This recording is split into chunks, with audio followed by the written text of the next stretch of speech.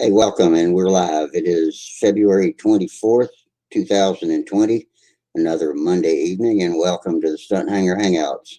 We'll hang out here and talk aeromodeling for the next couple of hours. Probably going to do a short show again tonight because I got to get up earlier in the morning than I usually do on a Tuesday. But we'll hang out here and talk. If you want to come in live, the links are in all of their usual places, which is in the Stunthanger control line forums where you have to be logged in as a member.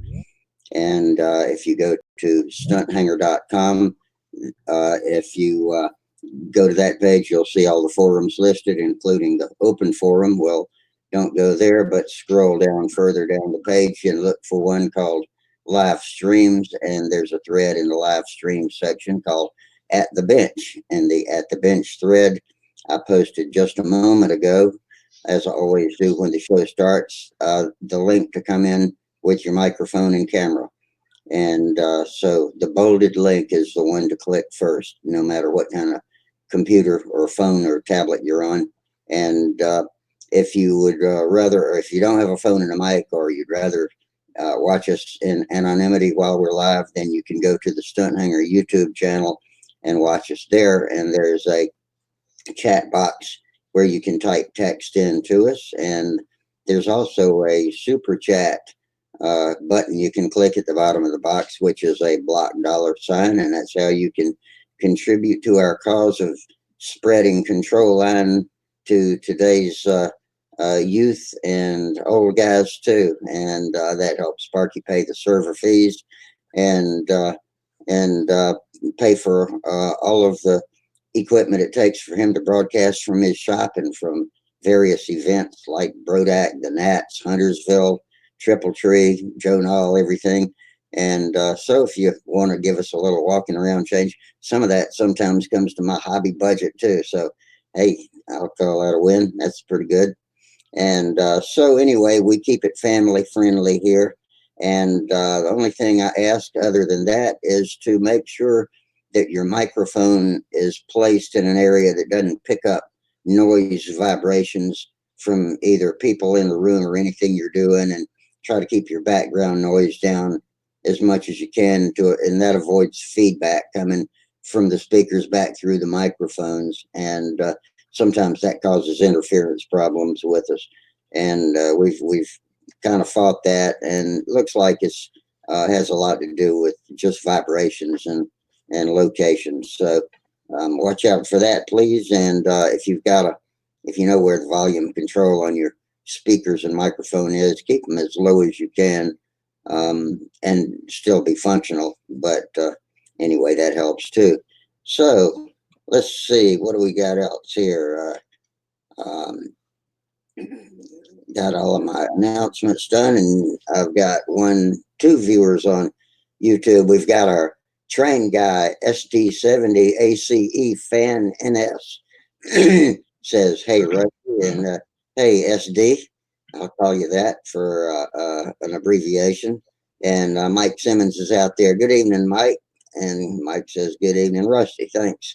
And our live audience, we have John Miller sitting here watching me blab away. So good evening, John. How are you tonight? I'm well, Rusty. And how about you? You doing okay? I'm okay. Yeah. I got to get up early in the morning and go do more medical stuff. So I'm going to sign out here at the latest 12 o'clock. But as usual, I'll hand over the reins to you guys, and y'all can carry on after we close the YouTube feed. That's the only bad thing. When I get off early, I have to close the YouTube feed, or else Sparky will get 18 hours of video with y'all talking and spammers coming in posting funny stuff, and so we have to deal with that. But anyway, we'll hang as long as we can, and hope we get some good conversation going. How you doing? What you been doing for fun? Well, this is the day I started to set up my computer room and my radio room and all that stuff. See, I had everything stacked in here from our move 3 years ago. So it's been kind of sitting around here blocking things up, can't get to nothing. So I started moving stuff out. Figured I hated the thought of doing this. I kept saying like every morning I was going to do it. So today I said, look, I'm going to spend 10 minutes. If I spend 10 minutes and get what I get, it's amazing what you get done in 10 minutes, you know? So it's about You know halfway. what? These projects that you just dread starting, picking up the first piece, all of a sudden just snowball, and it kind of can get fun if you can get a little zen going with it. You know, it'll snowball, and you'll get your mind into it, and hopefully accomplish something. Well, it's kind of like building model airplanes. You know, I had a Vector from the kit. I had the wing Yeah, framed up, and I had it sitting on the workbench for a year and a half, a whole year and a half before I finished it up. Finished up as a great flying plane. reminds me of my Cardinal. It's in the same condition. Been sitting for a year and a half, waiting for me to get back to it. Hey, Tom Rammel, how you doing tonight, buddy? Tom's around looking at his other screen. Hey, you must be getting something ready to show us, huh? Sure. I figured out when you got you're over there on your other computer.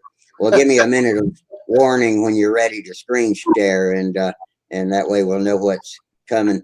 Last time you hit us quick with it and confused me. Let me try. Hey, Sparky. What's up? Hey, Sparky.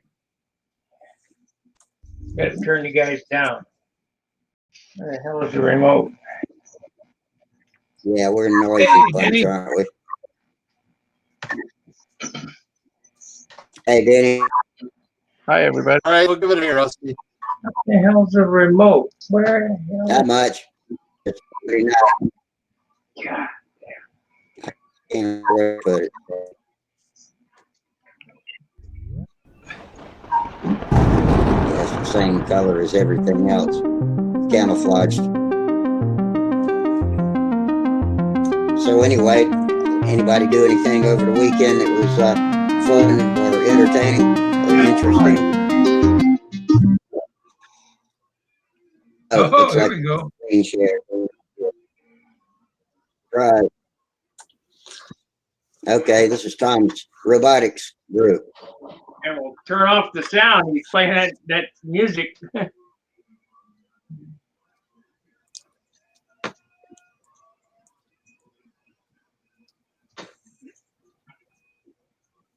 I like. Are you able to see that? Yeah. Yeah, we got it. Okay. This was okay at week 0. Isn't it, Sparky?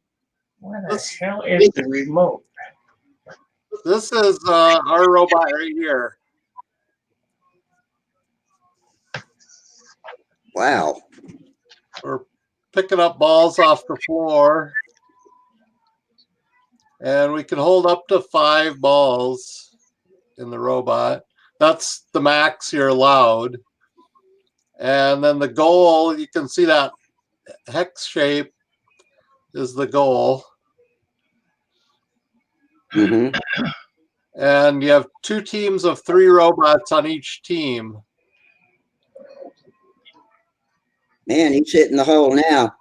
Back in the practice, it was harder to do than that. Well, we've even improved it more since then.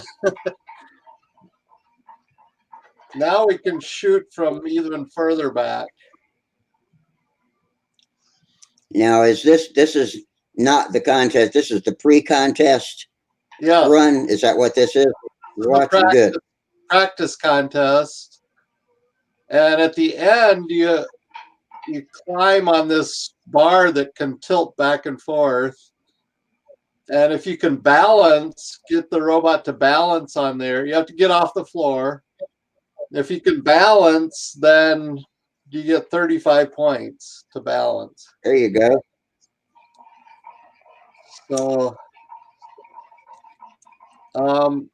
at week 0, our robot weighed in 3 pounds overweight, which 125 pounds is the maximum you're allowed. And so, but they let us compete. But for the real competition, we'll have to lose that weight. We actually have done that already. Lightened up the robot. We're about 3.5 pounds underweight right now. Oh, good. How hard was it? How hard was it to lose weight without losing functionality? What we did is those big pneumatic cylinders that are on each side of the robot, we reduced those to 1-inch piston instead of 2-inch piston pneumatic cylinders. And we lost about between 8 and 9 pounds just with that change. Wow. We had to add some things that were fairly light, some aluminum brackets around the bumper area to meet the rule book.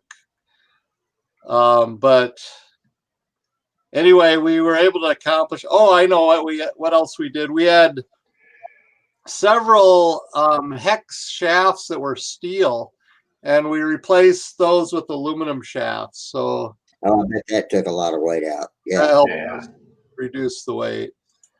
excellent. And Very y'all got good. it going on. That's How are great the work. kids that coming up with ideas? Is it are they a big contributors, or are the mentors having to lean on it pretty hard?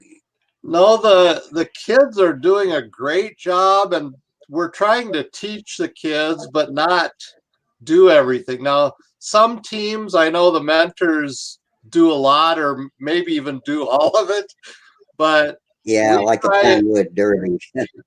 we try and get the kids to do everything, and we just try and teach them what they need to know to be able to be successful. We did at the very beginning, we talked about ideas and the plan with the team, and we kind of try and steer them to be our ideas on them make the decisions, and then we CAD up the design, a prototype shooter out of plywood, and then tested it, and then eventually turned it into plexiglass instead of plywood. Well, it looks, yeah, it's nice looking work, especially So now that you know the plexiglass up. we have about So, 1 week and of practice, and then a week from this Wednesday, we leave to go to Duluth to the actual competition, and that's 3 days of competition. oh, is it going to be over a weekend? It's a Thursday, Friday, and Saturday. Yeah. Oh man, Hey, that's going to be Tom, so much fun. Tom, Yeah. are you saying Duluth? Are you saying Duluth correctly? Duluth? How do they say it in Duluth? I wouldn't would question a say not. Minnesotan on how to say Duluth. He knows what I'm talking about. All right. What about the rest of us? It's the North Dakota accent, you know. Okay. Well, Gerald Wimmer's out there on YouTube. He says hey to everybody and all the Stunthanger fans out there. And got Jeff Riley out there. He's just finishing up in his shop. He says it's getting too cold out there. So, yeah, and Mike Simmons is out there, as well as SD70 ACE fan NS, the train guy. And What is it? 80 degrees in the shop now out there in California? Getting yeah, too I cold? think he said it's about 62 degrees. So I'll give him credit for being a little chilly out there standing on the concrete. I think John wants me to talk Minnesotan and say, yeah, sure, you betcha. Yeah, sure, you betcha. All right. You Very did good, say What you Tom. been up to, Minnesota. Denny? You did say Minnesota, right?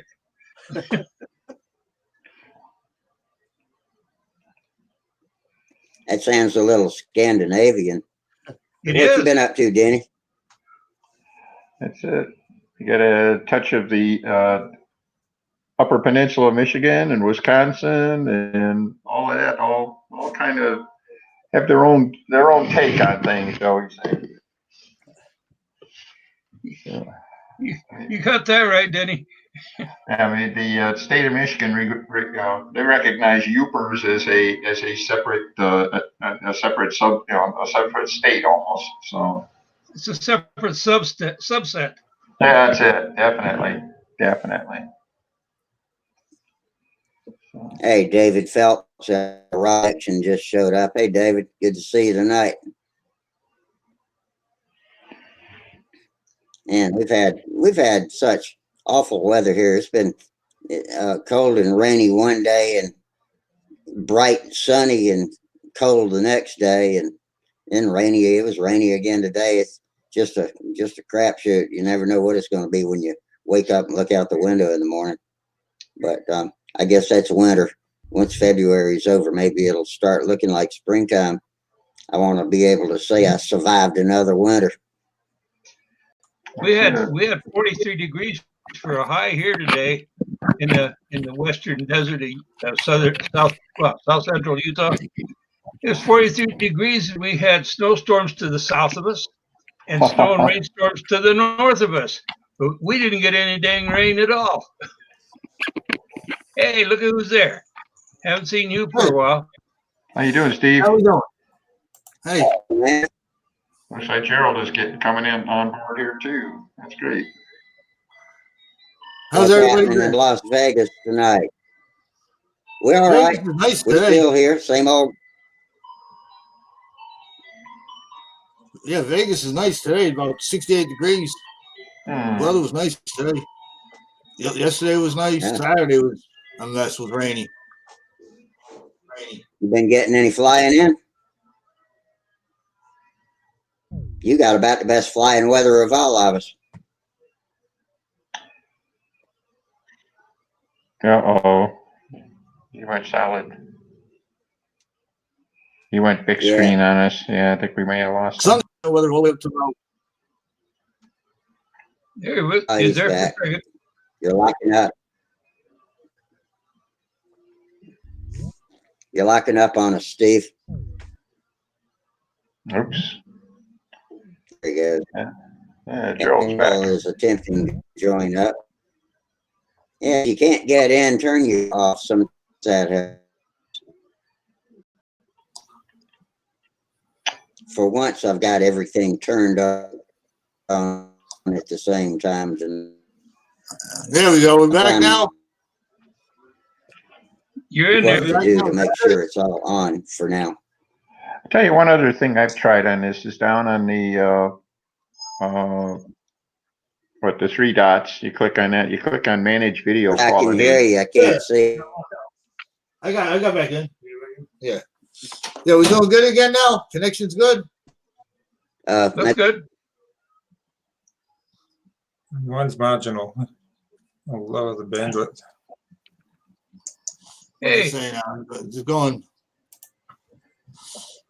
non-optional to good, back and forth. It's always a bit of a struggle, the Jitsi, but seems to be going again. I had to try a couple of times. What's everybody else been doing? Anybody doing any flying? Well, we've been doing lots of flying here in New Zealand. Our weather's still very, very good. We haven't really had the autumn weather yet, so we've had some nice flying weather. And we've got another contest in a couple of weeks coming up, so we'll try and get in a bit more practice before we have another stunt contest up in Whangarei. I've been flying. Gerald. Yeah. If you're in New Zealand, where is Old Zealand? I think it's up in the Netherlands. I think it was Abel Tasman that discovered New Zealand, and he named it after Zealand in his homeland. I think it's in Holland. I think it is. So there is an Old Zealand, and we're the New Zealand. But yeah, Maori call Aotearoa, which sorry, I can't tell you what it means. But yeah, otherwise land of the long white cloud, windy cloud. But yeah, we've got a last of our good weather before it gets very windy, I think. But it's fairly warm here, and quite nice for flying at this time of year. Spring's always a bit difficult, but yeah, I've set up in my son Otto's room because you can see a few of his models behind me. I'll pan around to see some of his models on the walls behind. He's got a Sky and a Ringmaster, and then he's got his little Kitty Hawk that he made when he was about 5, and then his bigger profile Hellcat that he built, and then his little biplane up on the top of the wall there as well, his little stagger wing biplane. Yeah, so that's Otto's room, my oldest son, who's 12. And then just recently he was given this model, a nice P40, a Brodeck P40. So he'll have fun with that. I think that one's set up for an LA-46. There's about 600 square inch area. So yeah, that's Otto's room with his military stuff and his models hanging from the ceiling, his plastic models. And there's other tanks and plastic models all over the place. He's got all his different plastic models that he's been making and around here. So I thought I'd set up in his room for a change tonight. So even if he's not supposed to come on because of his age, I suppose when he's 13 he'll probably be able to come on anyway. He said he misses coming on Stunthangar, having a natter. So I thought I'd show you some of his models. His Ringmaster's been one of his old faithfuls. And the Sky Shark's basically a Skyray 35 with the flaps like you added to your one, Rusty. He did the same trick then, but he modified the nose. But we did the same thing to my wife's Skyray as well. Gave it the extra fixed flaps, and it helped its flying a lot. And he's got his John Deere tractor up there. I'll just drop them out. But yeah, that's Otto's room. I'll have to set up on my other son Max's room, and you can see his models another time.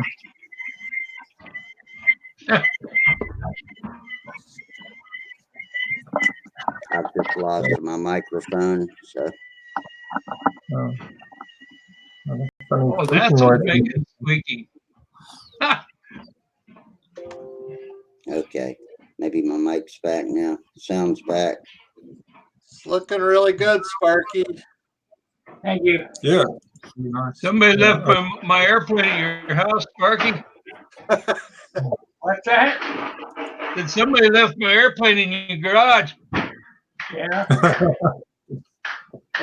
Yeah, I was watching your video of you polishing it, and I was up to the point where you're doing the tank, doing the pickups on the tank. But Yeah, this can anybody hear me? 30 hours of polishing. Yeah, we hear you. This represents about 30 hours of polishing. Can anybody hear me? Yeah. Yeah, we can hear you. We can hear you, Rusty. Just going crazy. So you said you'll do it another polish once it's fully hardened, the paint, and you'll put in a second polish after the paint's cured completely. Yeah, about 3 more. About the time for the gnats, it'll get its final polish. Sand. Testing 1, 2, 3. Okay. We hear you. I can either sound or I You're can get coming through mic, but I can't get both. Looks like Well, y'all can hear me. No, maybe. We can hear you, Rusty. Yeah, we've all got you, Rusty. Yeah. The funny squeaking sound's gone away as well, so it's quite good right now. Well, nice there, Sparky. I think that was Sparky polishing his plane. Yeah. Sparky, what's the weight? 42 ounces.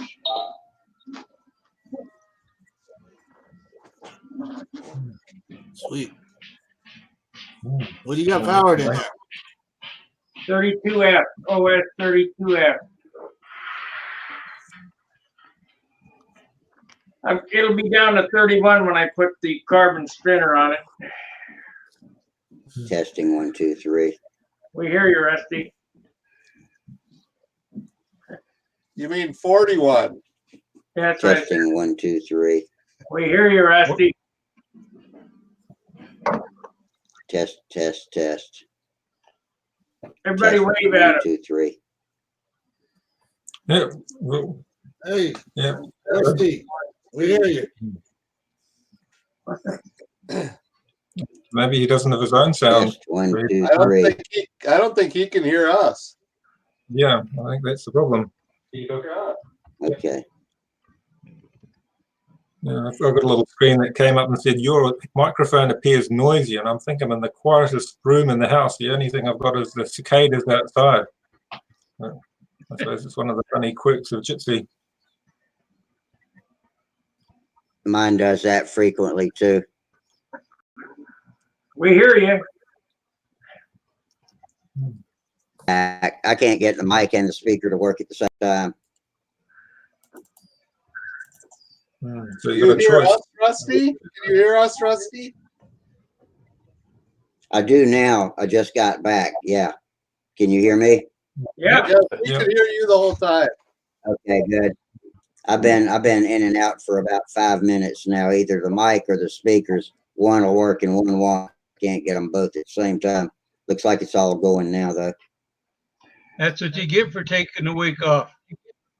I guess so. Nah, Try it's been change. acting like this. Try managing your video quality. It'll cut down the bandwidth a little. Yeah, that's what I was trying to do when you said that earlier. Let me do that right now. Get the 3 dots up. Manage video quality and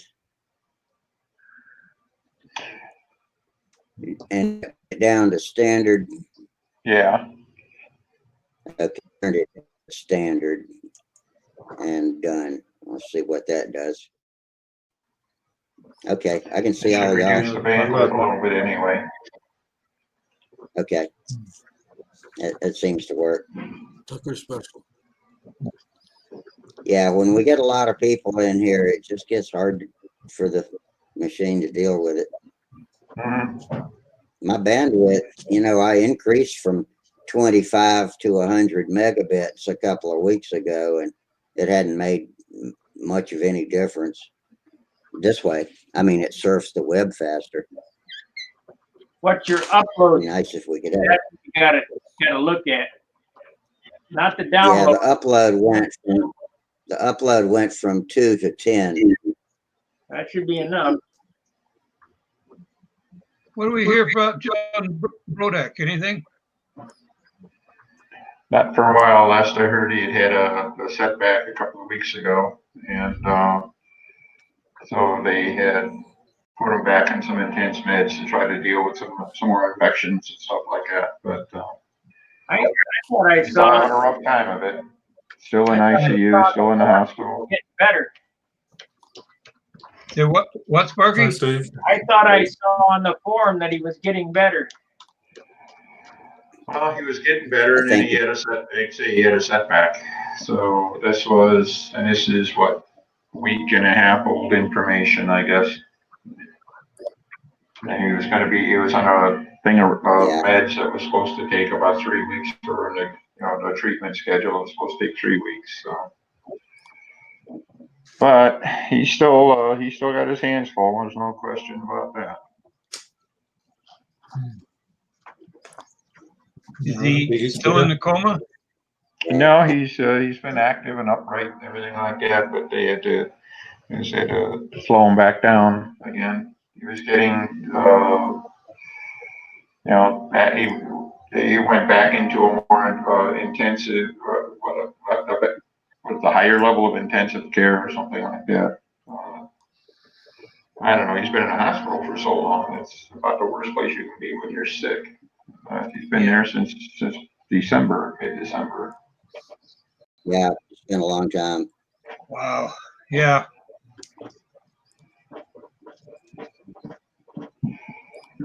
Yeah. It's sure looking shiny there, Sparky. Yeah. Yeah, I'll keep rubbing.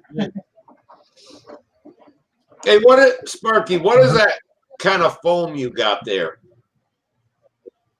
It's a Harley Davidson CVO gas tank shipping. Oh, okay. That's Very good. an old piece of foam there. Yeah, I know. And I just kind of wondered what it was. It looks like it's firm enough, you know, not too soft, but not too hard. And Absolutely perfect for what he's using it for. So. The gas tank, this is the back half. The gas tank tail end fits in here. And then they got one on the front end, then it's in a box. oh, okay. This is about $2,000 worth, maybe $3,000 worth. Whatever the tank costs, about $3,000 for a painted tank. Oh, Mike, we did your rocks. We did your rocks. We painted them up for Rowan, but we haven't got the pictures. Okay, hang on 1 second, Gerald. Yeah. I do want to talk to you about that. I got Sparky. I got a question for you. Okay. I can't hardly hear you. There's a guy named Mark Wood who's trying to get on Stunthangar. Do you recognize the name? No. Should I?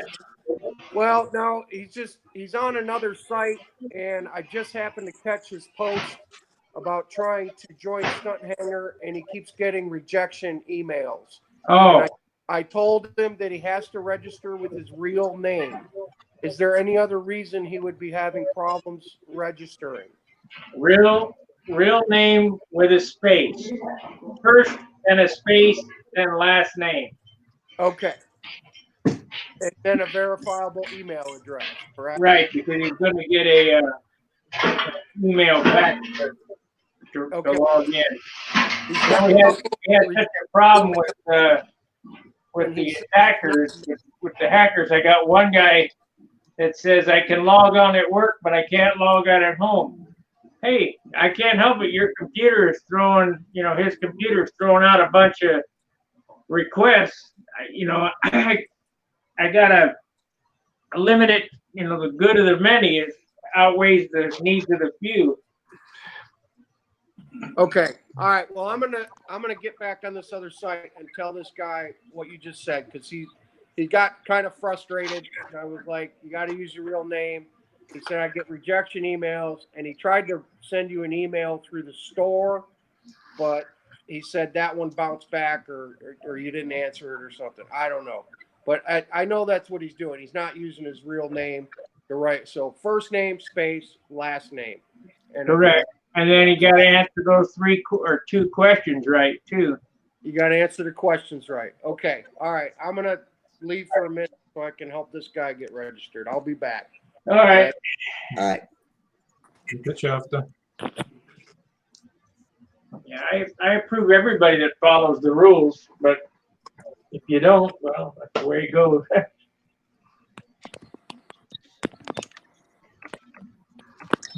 sounds like you've had a lot of fun with unwanted guests from Stunthangar, and you've got a big job maintaining the site, trying to get all these bots off that trying to take over. It's a shame with That name Mike Woods is kind of ringing a bell in the dim recesses of my alleged mind. Mark Woods. It's Mark. Sounds familiar. Mark but I don't know. Well, I'll tell you what, when we had those 7,000 users on the other day, it took me like 4 hours to get it sorted out. 2 hours to get it up and going, and then another 2 hours to block all the malicious attacks. Wow. bad news. Yeah, it's sad. Look what happened with Stuka Stunt. I've been checking occasionally to see if the leaded Numas managed to sort it out, but they haven't been able to get back onto Stuka Stunt either. So it's unfortunate that they're. Yeah. The difference between me and Stuka is I'm actually maintaining the site, and Leonard, I think, is paying somebody to maintain this, to write the code, you know, to straighten out the server. So it's a royal pain in the butt. At least you got the hand on the controls. So did you get your little dings fixed there, Sparky? My little what? The dings on your airplane, had a few spots or something? Yeah, see the leading edge there? You can't tell. Oh, okay, yeah. Yeah, that's the nice thing about dope. Polish it back. Got a big hole out there in the leading edge where I smashed it against the coffee table.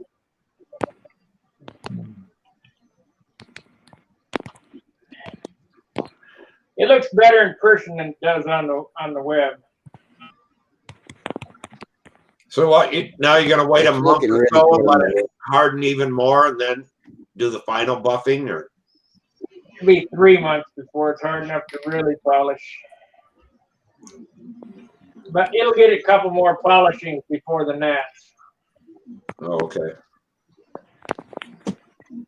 To get all of, I mean, the most 90% of the peel is out of it now, but as it gets harder, it gets shinier and stays shiny longer. Are you gonna do some?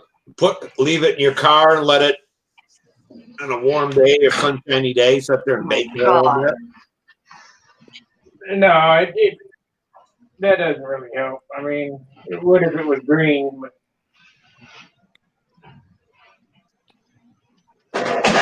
about one day out on the tarmac, it'll be well cured.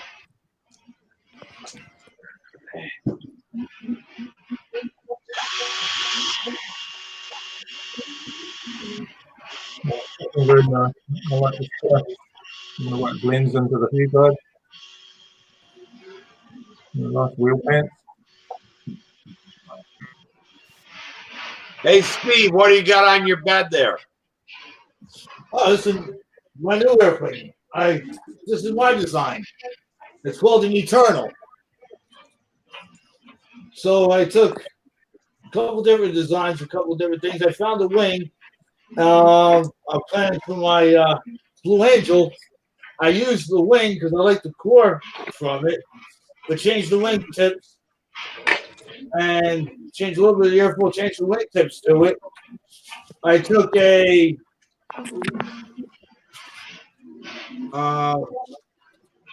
fuselage. I took the stab, and I made the fuselage for it off of my 40 size Legacy I had. So I made that, and then designed my own the nose section a little differently. Made that a little longer. Made the tail section a little longer. I made a stealth canopy for it. So this is a new project I've been working on in my own design. Is it gonna be rudderless, or What's that? you gonna have a rudder on it or not? It'll have a rudder on it. Yeah, I designed a rudder for it. I used the rudder off of the Thunder Gaze that I had, and I modified that a little bit shorter between that and the Vector, and made something similar for that, so I can make a rudder for this.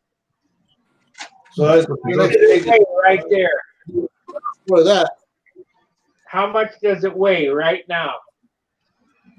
Right now with the flat stab and elevator, everything all onto it, I'm sitting at 25.5 ounces.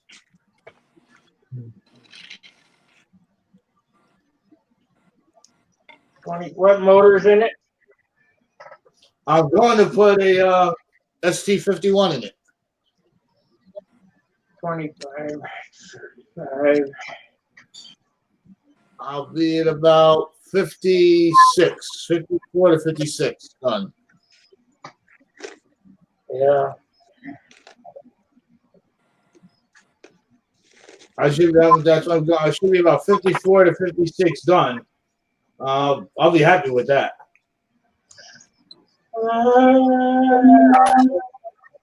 This working on this for about 2 weeks.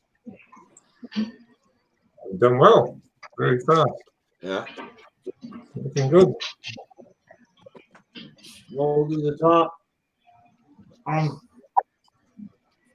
mean, Sparky builds them once a month. I'm trying to keep up with them. No, this one here took me about 6 months. Well, you building 4 to 6 a year.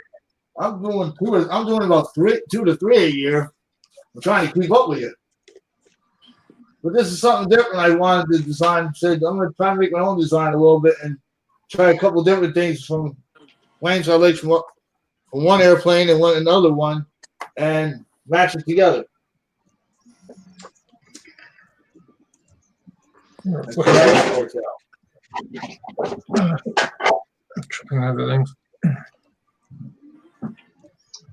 Hey, Gerald. But take a look at this canopy. I made this stealth design canopy. I found that on the web.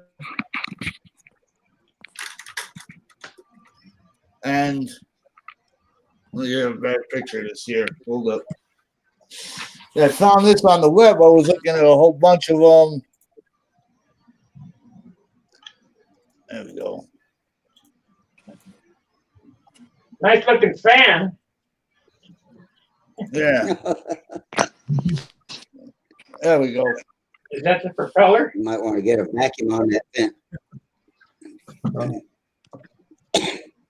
That works better. So I found one on the web set up that way, and it was also some British stealth with a dual boom in it. So I took that and remodified that to fit on this.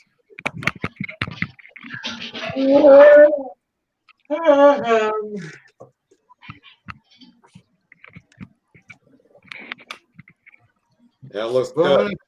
I'm going to name it after my company, which is Eternal. My company's Eternal Electrical Solutions, so I'm going to name it Eternal after my company.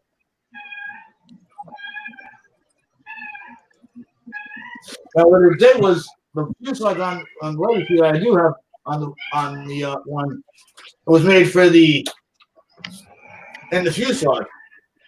That it was a fuselage now. I did the way I saw it, Sparky, the way I saw you saying how to make the landing gear blocks. I made the wing landing gear blocks exactly the way you said, and you showed them there and put them in. Okay, let me hold it. You got plywood ribs in there holding those blocks? Yes. Okay.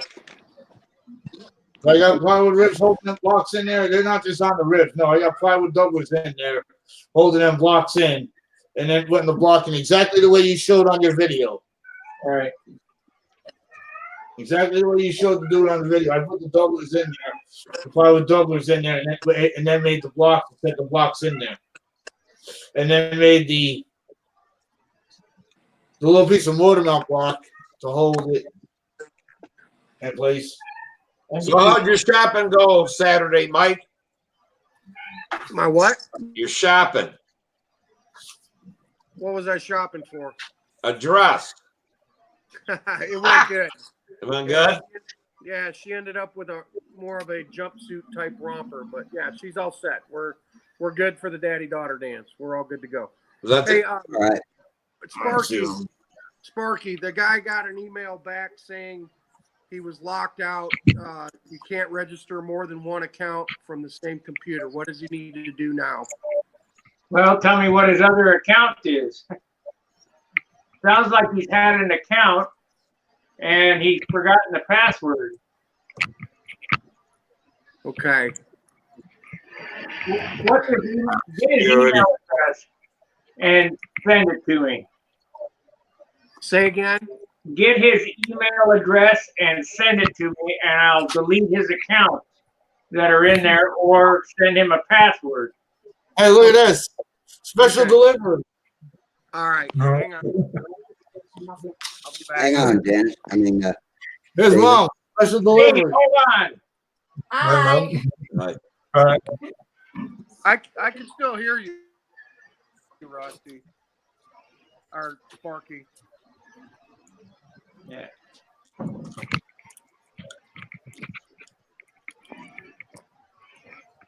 Yeah, Mike, the boys did the rocks for Rowan Rocks 912. They've painted them up, but I'm probably going to take some pictures. Maybe when we go down to the school at the end of the week, I'll take some pictures of the rocks and post them. But yeah, they had a go doing it, but I haven't left now for about a week. I haven't gone out, so I'll take them out That somewhere would be public. excellent. Thank you. thank you so much for helping us get some Rowan rocks in New Zealand. That's fantastic. We pretty much got the United States covered up. We're just trying to get them around the world now and get them in every country on the planet.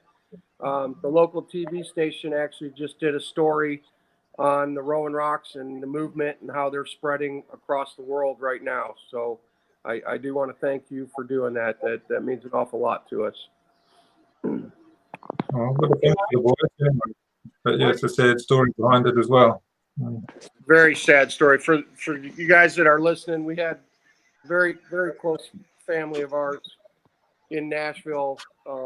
They lost their little boy just before Christmas in a tragic accident, and they're trying to get his name and his message of hope around the world. So they're asking people to just paint little beach rocks with his name on them, and the hashtag Rowan Rocks 912, and then there's a group.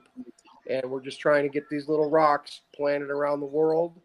And when you find a rock, you're supposed to do a random act of kindness for someone. If you look up the rock and it says Rowan Rocks 912, you look it up on the web, and you just go do a random act of kindness for a stranger. I just seen that on the news here about a week ago. Yeah, that boy, his family they're very good friends of ours. The mom and dad, and the boys as well.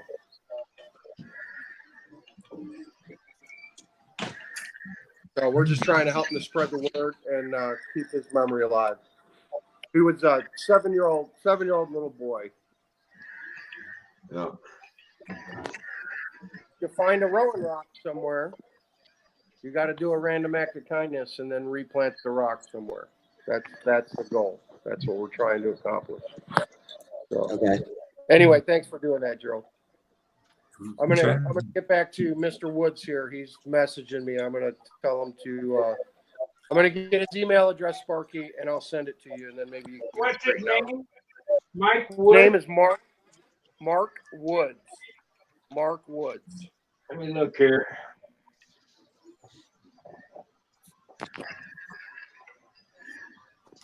Yeah, that's a familiar name to me. Yeah, it's ringing a bell there somewhere. It ain't on the forum, so.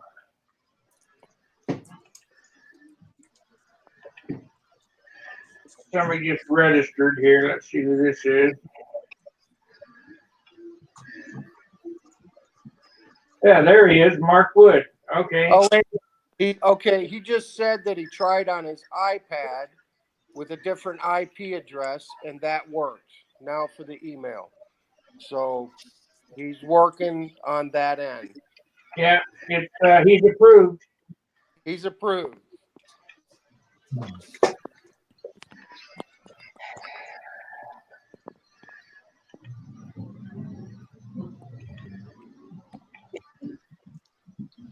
Hey, Denny, Yeah. I ran into something today that gave me some hope. For Okay. years, I wanted to do a stunt ship based on a semi-scale based on the A10 Warthog. Okay. And I always had a problem with those two pods, where to put the motors and what kind of motor. I was thinking, well, electric ducted fans. I don't know how those would work for a stunt ship. So, I've been on the back burner. Well, I saw one today. It was an RC plane. It's on one of the. I can get the plans and the plastic parts for it for about $45, and then go from there. But what they did is they mounted the engines in the pod. It could be either electric or IC, and the props were just right in front of the pods, so you could hardly see them. And it was basically a twin engine. And I thought, wow! No, the light went off, and I said, wow! Now that would be doable for a stunt ship, maybe. Looks like Charles getting ready to come in. Oh, good. Good. That Warthog's got the engines back mounted way in the back by the over the stabilizer. Yeah. Well, that's not really over. That's right in front of the stabilizer, I think. Yeah, I think you could, if nothing else, you could sort of cheat it that way, so the CG effect wouldn't be as strong. You know, cheat them forward just a hair. Yeah. Yeah. Yeah. Plus, if I made it electric, Inside the tube. if I made it electric, I could put the batteries way forward. Yeah. I see one with the battery right in those. Yeah.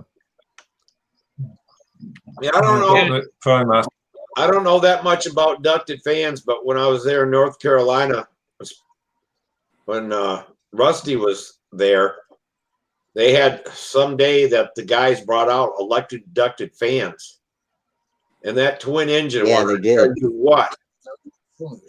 Had a lot of thrust. I mean, that thing took off right now, and it probably flew 125 miles an hour. It was really It something. sounds good too. Yeah. Yeah. Scream to it. Yeah, that one day, I guess once a week they come there with their ducted fans and fly.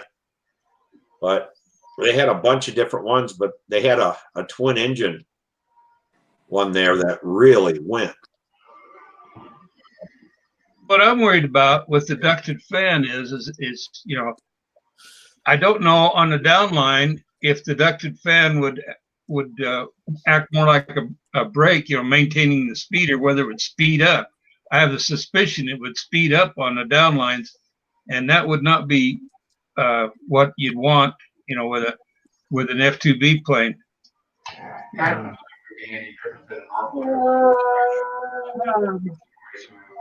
We can't hear you, Dennis.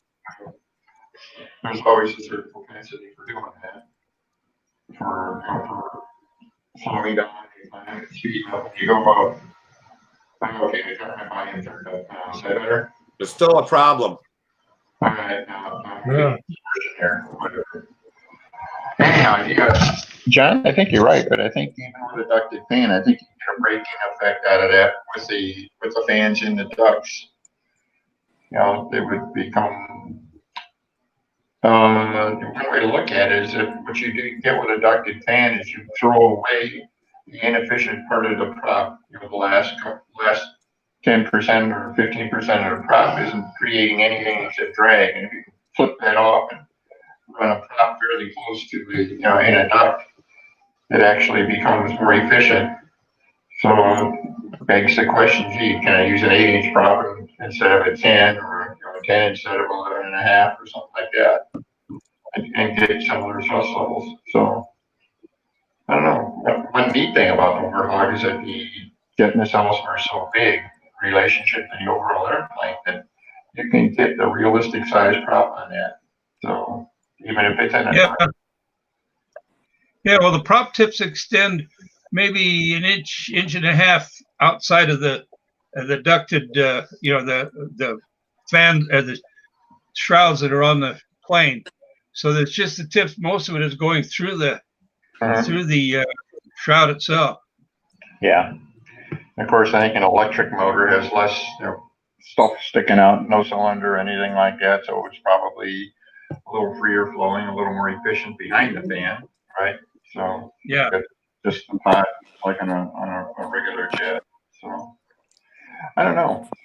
I'm not ready to go out and try one, but I'd be optimistic for you. I'd like to read about your results. All right. So. Well, you know, these are all the things you think about, you know, and it might be right before I die before I get it on paper, you know. I know there's so many other, there's all those projects in there. A light went off. Oh, wow, this is a way you could do it, you know. Been trying to figure out how to do that for, almost 10 years. Okay, here's one for you. You know, remember Jack Sheets did the Stunthangar, the airplane that looked like an airliner with 4 jet pods under it and everything like that? They were fairly small jet pods. They were probably an inch and a half in diameter across or something like that.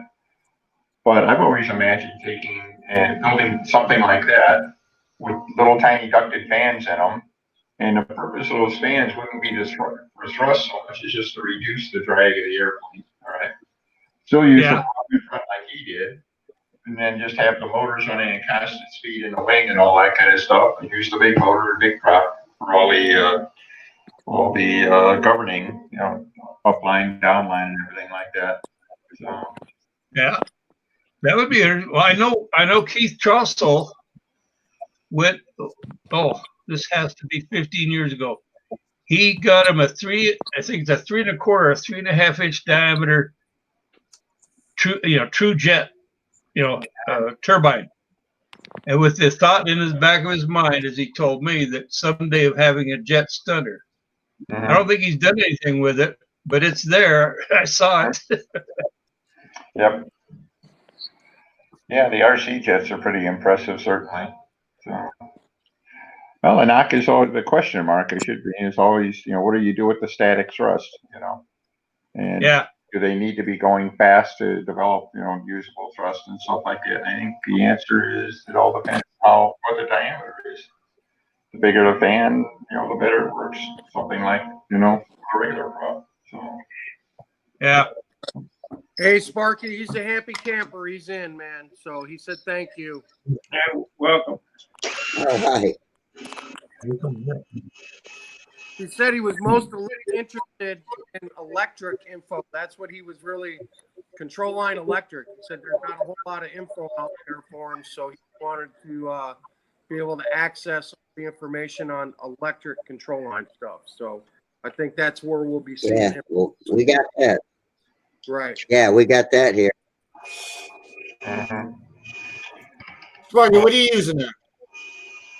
The Dremel palm buffer.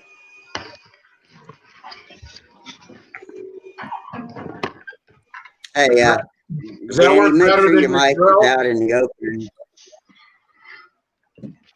One at a time.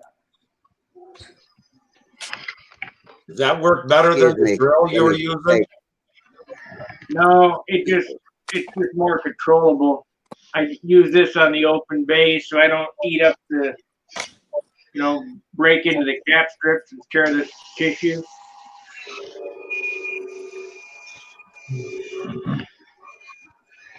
All right, let me say something first. Danny, your microphone is free of your flows or whatever because your sound goes in and out. Sometimes it comes really good, and then other times it almost sounds like background noise when you're talking, and as you move around, it changes a lot. Okay. Well, when I'm talking, it's usually background noise anyway, so.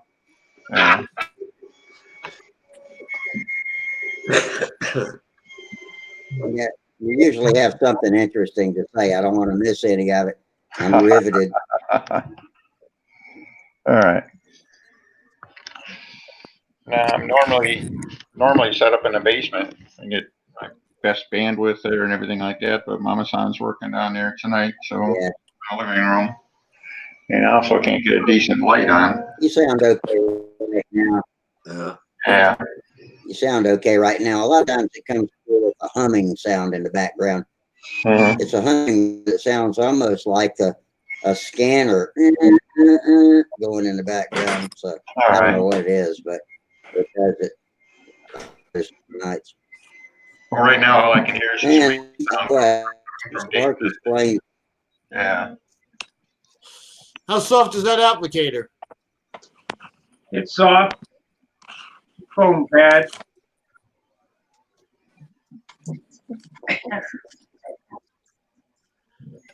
Yeah, I was watching something on, I don't know, History Channel, and they had to do with new battery technology or whatever. And I guess they're making a battery out of some kind of hard material. It's supposed to be 50% lighter and stuff. But they're working on it for the car industry, and it can be part of the body of the car. So instead of having to be in the floorboard or whatever, they had it in, I guess it can be in the pillars and different stuff for structural strength. But they said that it weighs half of what a regular battery weighs. So they're thinking they could mold it into a car, actually. Yeah. Battery What happens when turbo. you get a rock chip? What happens when you get a rock chip? What? What happens when you get a rock chip from that semi trailer in front of you? I don't know. I think your car explodes, shorts out. Oh no, they said that new Battery technology is moving so fast. Yeah. Battery technology is moving so fast. I try to keep up with it, and I cannot. Mhm. I just don't understand enough chemistry to keep up with what they're doing. they're saying this hard battery will not start on fire. It doesn't create the heat or whatever. Somehow when they use it, it's something totally different. Mhm. No lithium.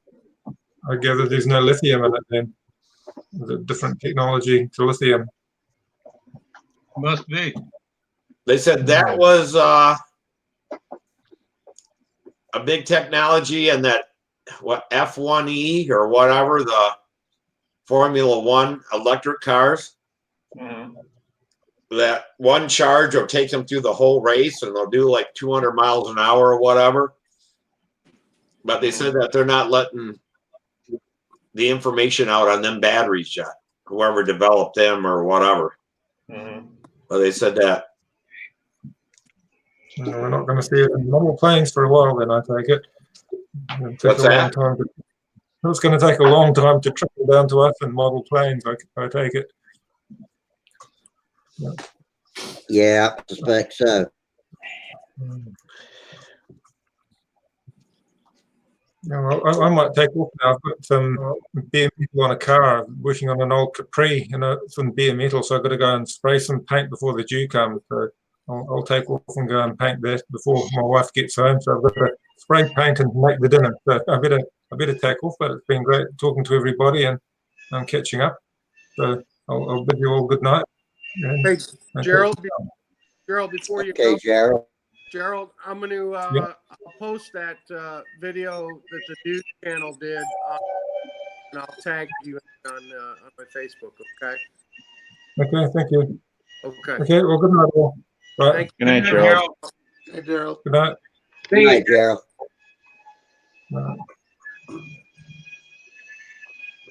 Yeah, what it said on that though, they said that they're thinking that this hard battery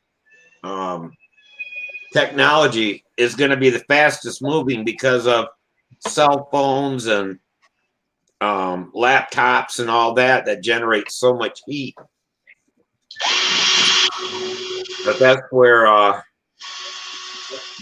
it's going, because of all these companies want. Yeah. The thing about want to get away battery from tech, that. the thing about battery tech is each different application has so much different demands that it takes a whole new set of technical chemistry for each type, whether it's a cell phone or a car or a high-powered motor or a low draw application. That there have to be different batteries, completely different in development at the same time for different applications. They don't always overlap that well. If you've got a super battery in one field, it might not be suited for another field. So it's so complicated. Yeah, they were saying that they're really pushing them for the cars because some of these cars have caught on fire. And the same thing with laptops or telephones catching on fire. That's where they're Yeah, I putting remember hard batteries, some kind of hard battery technology. years ago. I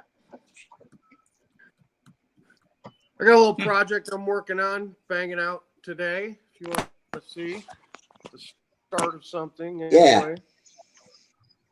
Let me Let's see what you toggle got. my camera here. If I can find your Nothing thumbnail, I'll put you on. He's black. There he Oh, is. there you Hang on, I'm trying to. There we go. Just nothing serious. Just a Brodak Galaxy. I started this morning. All right. Elevator rush fuse. Try to get all this knocked out tonight. I'm going to hinge the elevator here while we're talking.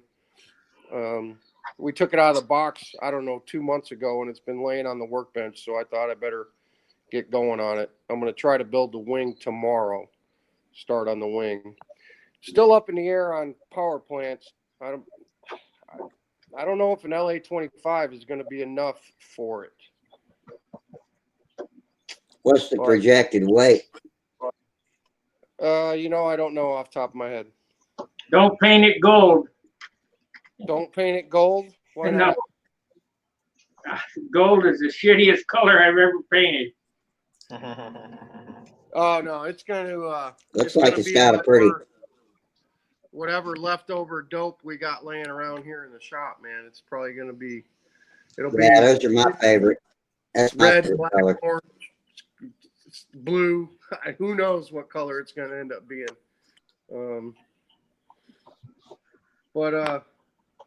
Yeah, I just don't know. The last one we had, I had an Enya 30 on it because I built one of these for Sam, I don't know, 5 years ago, and he smashed it up. And it flew pretty good with an Enya 30 because it's got a fatter wing than a Ringmaster. You know, it's more like a lightning streak, the thickness of the airfoil. And I'm just worried that LA-25 is not going to be enough, but I think a KMB 28 would be too heavy on the front, and a Thunder Tiger 36 would definitely be too heavy and too much power. You still got the Enya 30? No, I sold it to a buddy of mine. He wanted it, so I let him have it. I don't have Super Tiger 60 can't have enough power. it. Yeah. Well, I'll tell you what, Mike, a Brodak 40 only weighs 6 ounces, same as a Fox 35. Well, and I thought I've got some LA 40s, not 46s, but I've got some 40s, and I thought that might be a good candidate for it. Yeah, they're really heavy. That's like a 9 ounce. Yeah, LA 40 is like a 9 ounce motor. I can't believe it. Yeah. Weighs as much as a ball bearing Super Tiger or something like that. So. How big is it, Mike? About the same as a Ringmaster or Flight Streak, right? That class there. Yeah, I would say it's the same wing as a Flight Streak. It's bigger than a Ringmaster. FP40. FP40, really? Nah, that's way too much. Way too much weight. That's what I thought. It flew good with the Enya 30. It really did, but it was still a little nose heavy with the Enya 30. How about a FP35? That's a great engine. And it's not too heavy. I tell you what, Mike, if you go to Shutterman, I think he has one lot.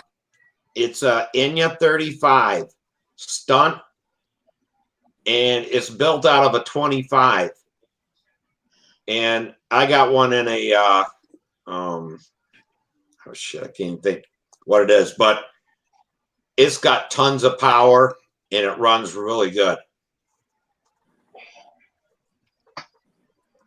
Yeah, I don't want to be buying any more engines, though, man. That's the problem. I've got tons of engines, but I don't think I have anything that's going to pull it. I mean, I can put a 25 on it and see what it does, but I don't know. I think the 25 would be a good choice for it. I don't know. I think you might be surprised. Yeah. Now people are flying bigger airplanes than that with 25s. Are you trying to fly it like a stunt plane or more like a slow combat? no, as a stunt plane, it'll be classic legal for Sam. That's I want him to have a classic legal airplane. Okay. That's the only reason I'm building it. So he's got something classic legal to fly. Yeah, I think the LA-25 would do it. Yeah. It does have to fly. I mean, maybe on 15s and 58-foot length, Yep. the 25 would do the job. Hey, Steve. Yeah.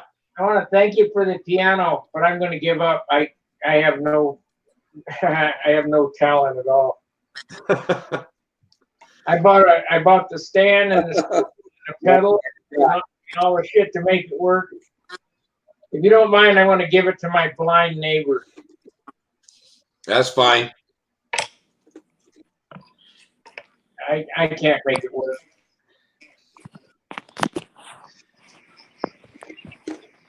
Yeah, get some Hey, use give out it of a it. Like try. I said, I was gonna give it to Goodwill.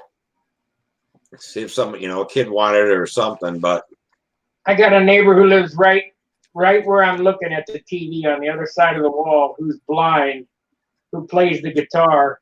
I don't know that he plays the piano or not, but if he can play the guitar and he's blind, he probably can play the piano. So I'll just tote it next door and say, here you go. yeah, I mean, at least it'll give him something to practice on. If he can play the guitar, he can probably learn to play piano. I can play the radio. I am absolutely, man, I kept trying and trying. It just, I don't have enough time in my life left to learn how to play the damn thing. I wanted to play, but no good. Yeah, like I said, I messed around on it, and it's like, no. I mean, Samantha, she just quit. She did real good for a while, and she just didn't want to play anymore. I don't know why. It's hard. What? It's hard. Yeah, she wanted to play the guitar, and I kept trying to tell her, if you can master the piano, you can master any instrument, but then she didn't want to play the guitar anymore. So I don't know, just money wasted. My wife teaches piano. She starts them out in 3rd grade. You gotta have some kind of basic talent for music. I don't know. I can do some of the things that they was asking, but I can't do with both hands. And it's just kind of like flying airplanes. How much practice do you want to put into it? Yeah.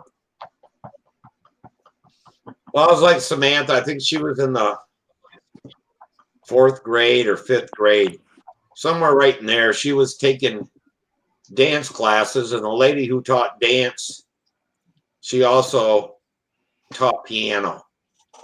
So Samantha heard her playing the piano and stuff like that. She wanted to learn.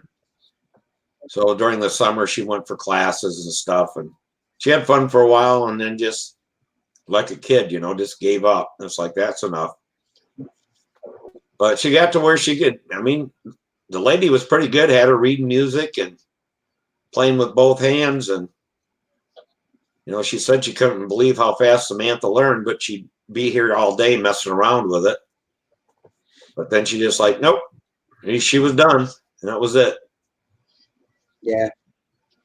You gotta try and find out what you like, what you don't. I think my What you're neighbor. good at, what you're not.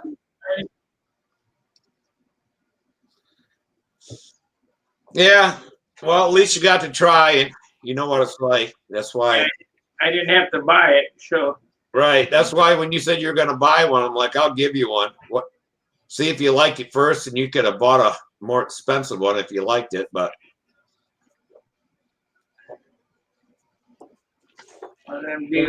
Hey, Steve, did you ever use that TD09 that I gave you last year?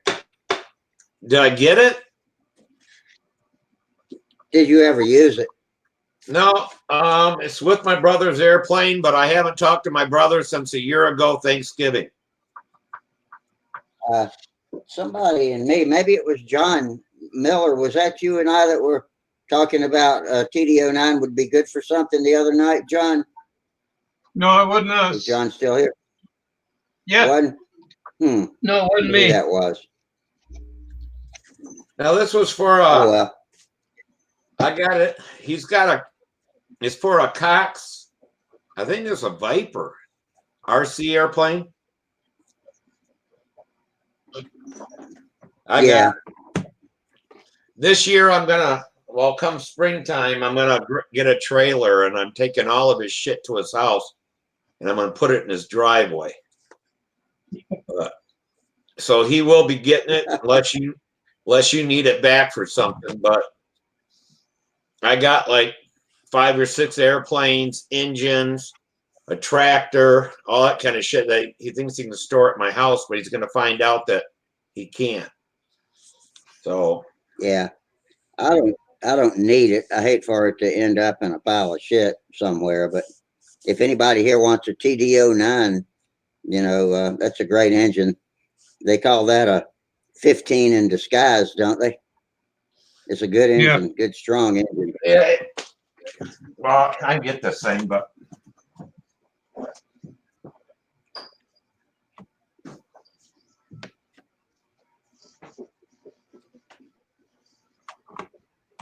Mike's trying to talk, but I can't hear him. Can anybody else hear him? Who? Sorry, I had my mic turned off because I was sanding. I was going to say, my dad had an Olympic 99 with an TD09 on it, and that's what we used to haul it up with, just like 3/4 of an ounce of fuel. It's an Olympic 99 is an RC glider with about a 90-inch wingspan, polydihedral. It's a big RC glider that we flew in the 80s, and that 09 would haul that thing up to 750 feet in about 45 seconds, like no problem. Yeah. Yeah, I've heard they're really powerful. What is I've that? got one, and I it's had called two. a Scorpion.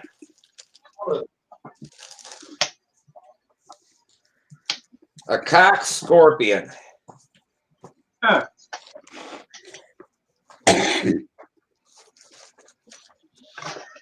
What year did that come out?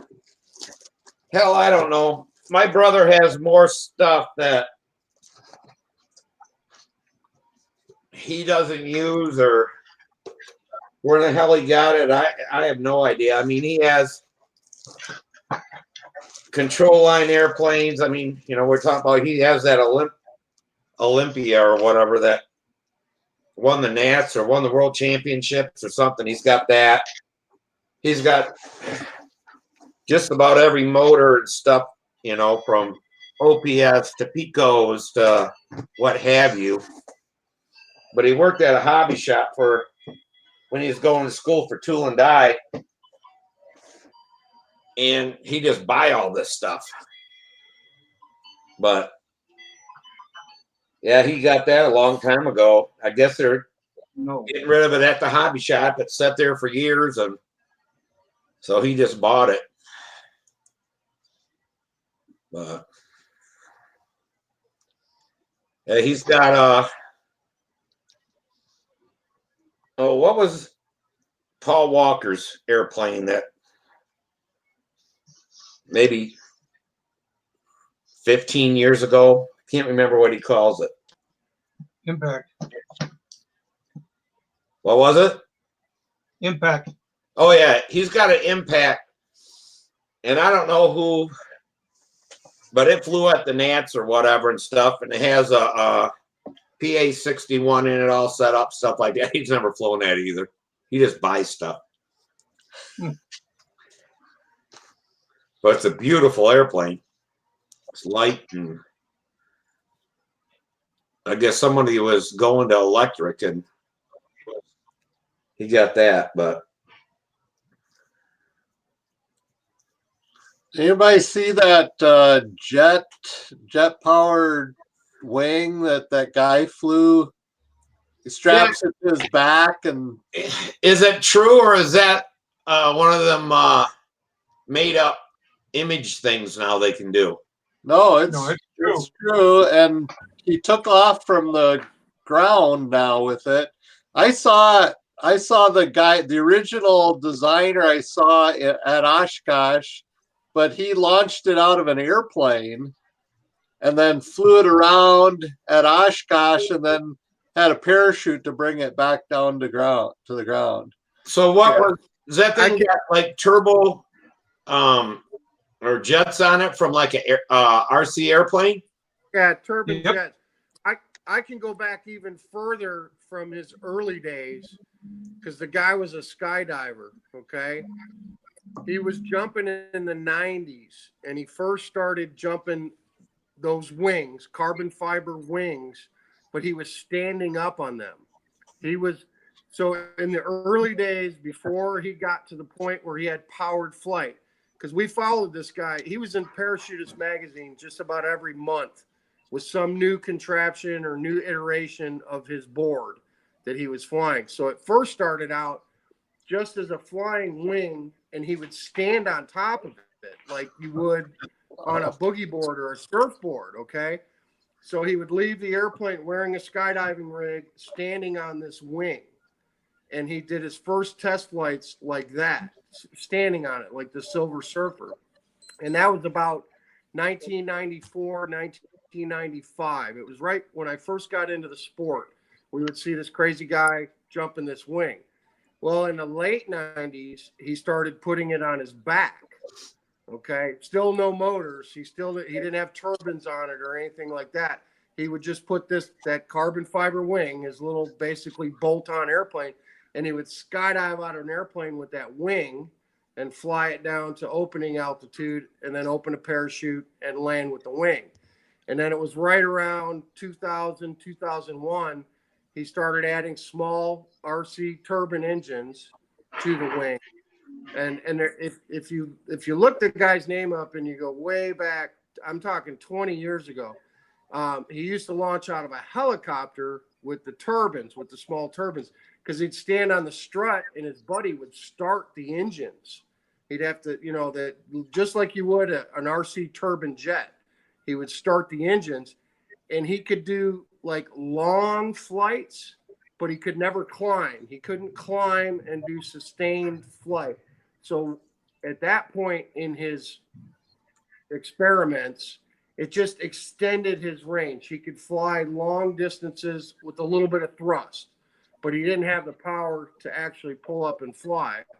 And then, 2010, 2012, 2014, he got big enough engines where he could leave a plane and actually do sustained flight for long periods of time. And now he's got vertical takeoff capability. He's got engines big enough where he don't need an airplane anymore. He can just stand up and straight up. But I've followed that guy since the mid 90s. It's the same guy. He was huge in the skydiving community when he first started that stuff. I don't think, is he still re-entering with a parachute? Is he still deploying a parachute after his flight? Yeah, he is, because he's not landing that. He did a vertical takeoff where he's just hovering it vertically, and he landed it hovering vertically like that. Okay, but just, if he goes into flight, once he goes into flight, then to get back down, he deploys the parachute. Yeah, he's deploying a parachute from that. Okay. Right. But he did a hop and then came down and landed again or whatever. He actually, there's a video. If you look on YouTube, you'll find a video. He climbs a little bit, he rotates, and he's up there quite a while just hovering, and then comes down and lands. Okay. All right. But for his actual flights, when he's like flying through Dubai and all that stuff, I mean, it's amazing. It's really cool. But the only bad thing I see about any of it, as long as he's above 1,000 feet, if he has any kind of problem, he can deploy a parachute and land like no problem. You can get a parachute out if you're above 1,000 feet. But if he's down around 200, 300 feet and he has an engine go out and he goes wonky or something, that parachute ain't going to save his life. Yeah. There's just not enough time for it to deploy. So that's what I'm kind of wondering too. I figured he had to use a parachute to land just for the reason is that one of them damn engines use about a gallon of fuel for a 10-minute flight. So he's got 4 of them there. Yeah, he's rocking a bunch. And being that them got to even be bigger than a normal plane, because you figure if he weighs 200 pounds and all that stuff, he's got to have at least probably 350, 400 pounds of thrust to hover and then go up. So he's burning a lot of fuel. His airfoil, though, his wing creates lift. When he's scooting along, he's actually creating lift. He's not relying solely on the engines. Have you seen the other one where the guy's holding the 2 turbines in his hands? No. So y'all know that the old NASA rocket pack man with the 2 thrusters, or the James Bond one. So the new one, and you can find this YouTube video as well. The guy's wearing the suit, but in his hands, each hand has 2 turbines in it. Big turbine here, big turbine here, big turbine here, big turbine here. And this guy hits the throttle and flies around. He's holding 4 turbine engines, 2 in his hand, and he flies like a rocket from the old NASA videos. Instead of it being on his back, they're in his hands, and he just directional thrust with his hands to fly around. But he's only done little short flights. That deploy and shoot, wouldn't he be running, or couldn't he be running a ballistic chute that would deploy a bit faster and would be usable closer to the ground? He could, but that's weight. Yeah. That's all weight. Well, guys, I'll see you later. I got to go to bed. Hey, Sparky. Okay, Sparky. Thanks for coming and showing us your plane. That's really good. Did anyone get a hold of John about that canopy? No. I was going to say maybe we should say something on here if anybody's got a canopy for a Gieske Nobler. John needs one, and people watch it or whatever. I think the Brodak Nobler canopy might work. No, Sure. not even close. Not even close, huh? No. Really tall? No, it's really wide. The Brodak canopy's thin and tall, and this one's really wide and short. Plus, it's got a turn on it. It's just not the same. Okay. Hey, I wonder if Doug Moon would have the molds for that canopy or anything. You mean Steve? I mean, Steve or Doug, one of the two. Yeah, maybe. I think we're just going to end up making one. You know, because didn't they make that airplane for a while? No. Yeah, they did. Yeah, they had a kit. Yeah, Brodak actually had some of them there at one time. So they may have the damn mold for that. And you get one out from them guys. And I don't know if Brodak would have it or not. Excuse me. A fellow by the name of Kip Modeling just came in and said good evening. It's the first time he's been here. But Kip Modeling must be in the modeling business. So welcome, Kip. If maybe you know some things that will help us out when we're looking for like the stuff we're talking about now. You heard of Kip Modeling before?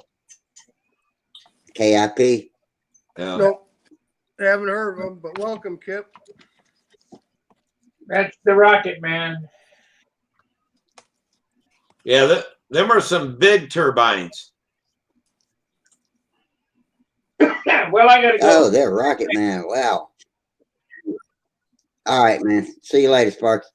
See ya.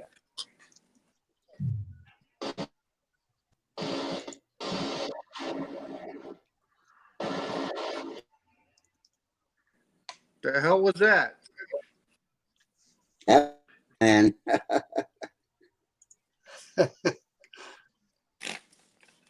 Can you see him Who hovering? shared that? Was I did. I did. I watched it. What happened to McBride? Where'd he go? He's sitting there watching. I don't know. Steve's right there. I Yeah. don't see him. Oh, there he is. He's hovering for quite a while. Yeah, he's probably got a one of them things out of a drone. Who was that sharing that picture? Tom Rammel. Okay. I got no video on Steve. I got it clicked again, but it's stuck. There, he just landed. You see that? Yeah. Where are we? What am I missing? I'm not seeing something here. Yeah. You might have to Damn. close out and restart. Sometimes Jitsi doesn't let you see what's being shared. I got it back now. I clicked it off. It was my fault. I clicked out of it by accident. There he goes. Well, at least if he, and it's a pretty stable. Dennis asleep? What kind of? There's 4 jet engines underneath. I don't know.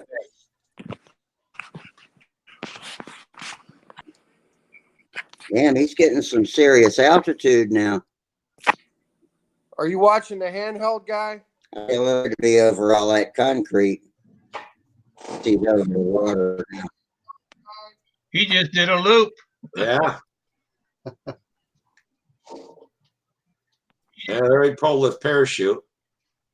He sure as hell did. Whoa. Where is this, I wonder? Dubai. Oh. Of course it is.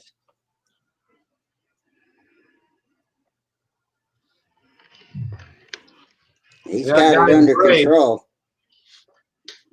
That's what he's freaking doing.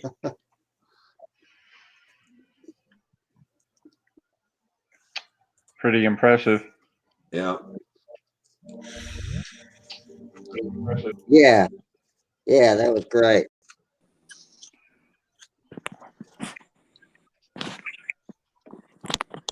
Let's see, how do I He's stop grinning from ear to ear, too. There you go, Ken. there? Where are you watching this though? Why can't I see this on my screen? It's not showing right now, but I was sharing a YouTube video, but Okay. sometimes Jitsi doesn't allow it to work unless you go out and back in. Okay. I think it's a Jitsi problem. All right. So which one were you watching? The handheld guy or the jet wing guy? The jet wing. Jet wing. Guy. Yeah. Yeah, I give him a lot of credit, man, because he's been doing this for like 25 years and he's not dead yet.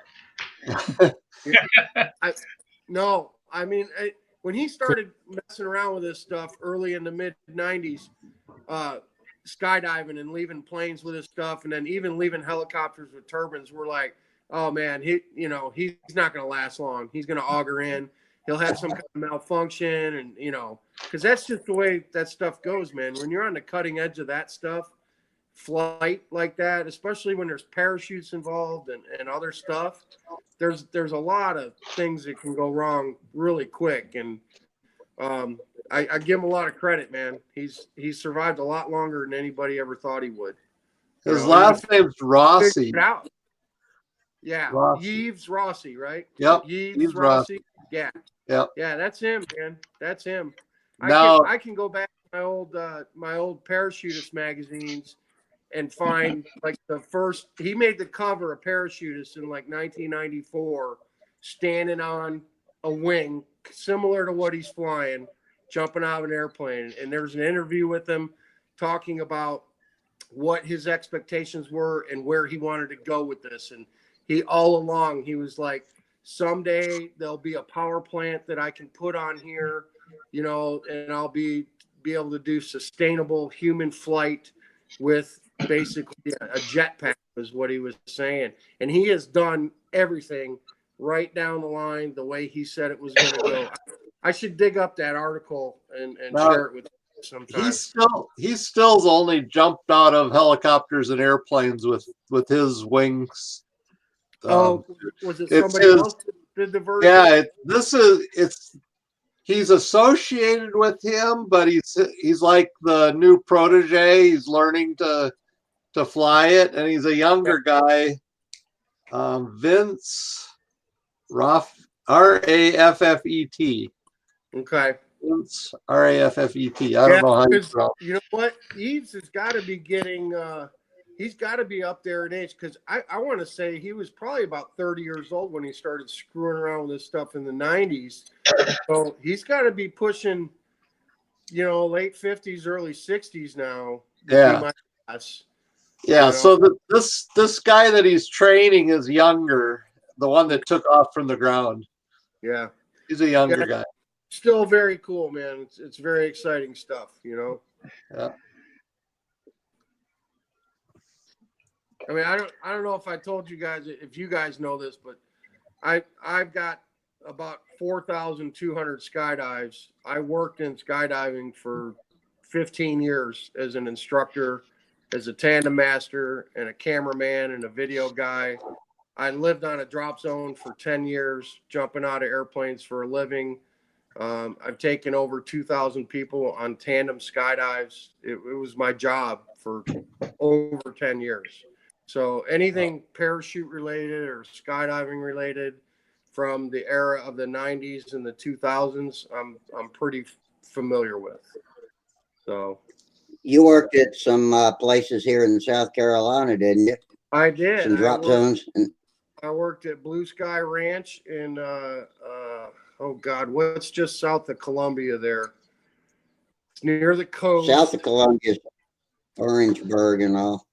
Oh man, that was like 96. Wayne and I were riding around up in near Chester, near where Watt Chester. lives one day, and Wayne Chester. pointing out airport.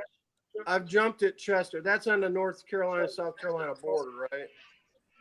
It's not quite that far up, but it's getting there. Yeah. Okay. So yeah, I've jumped at Chester. No, there was another one, Georgetown, George. Oh, George's close to. I think there's one in Camden, Kershaw County, Camden. Not Camden. Is there a Wayne's something? Waynesboro. There's a Windsboro. Winsboro. Winsboro. Chester for sure. I've jumped at Chester. But I mean, I worked at drop zones all over the place in Michigan, Florida, Alabama, and North and South Carolina. So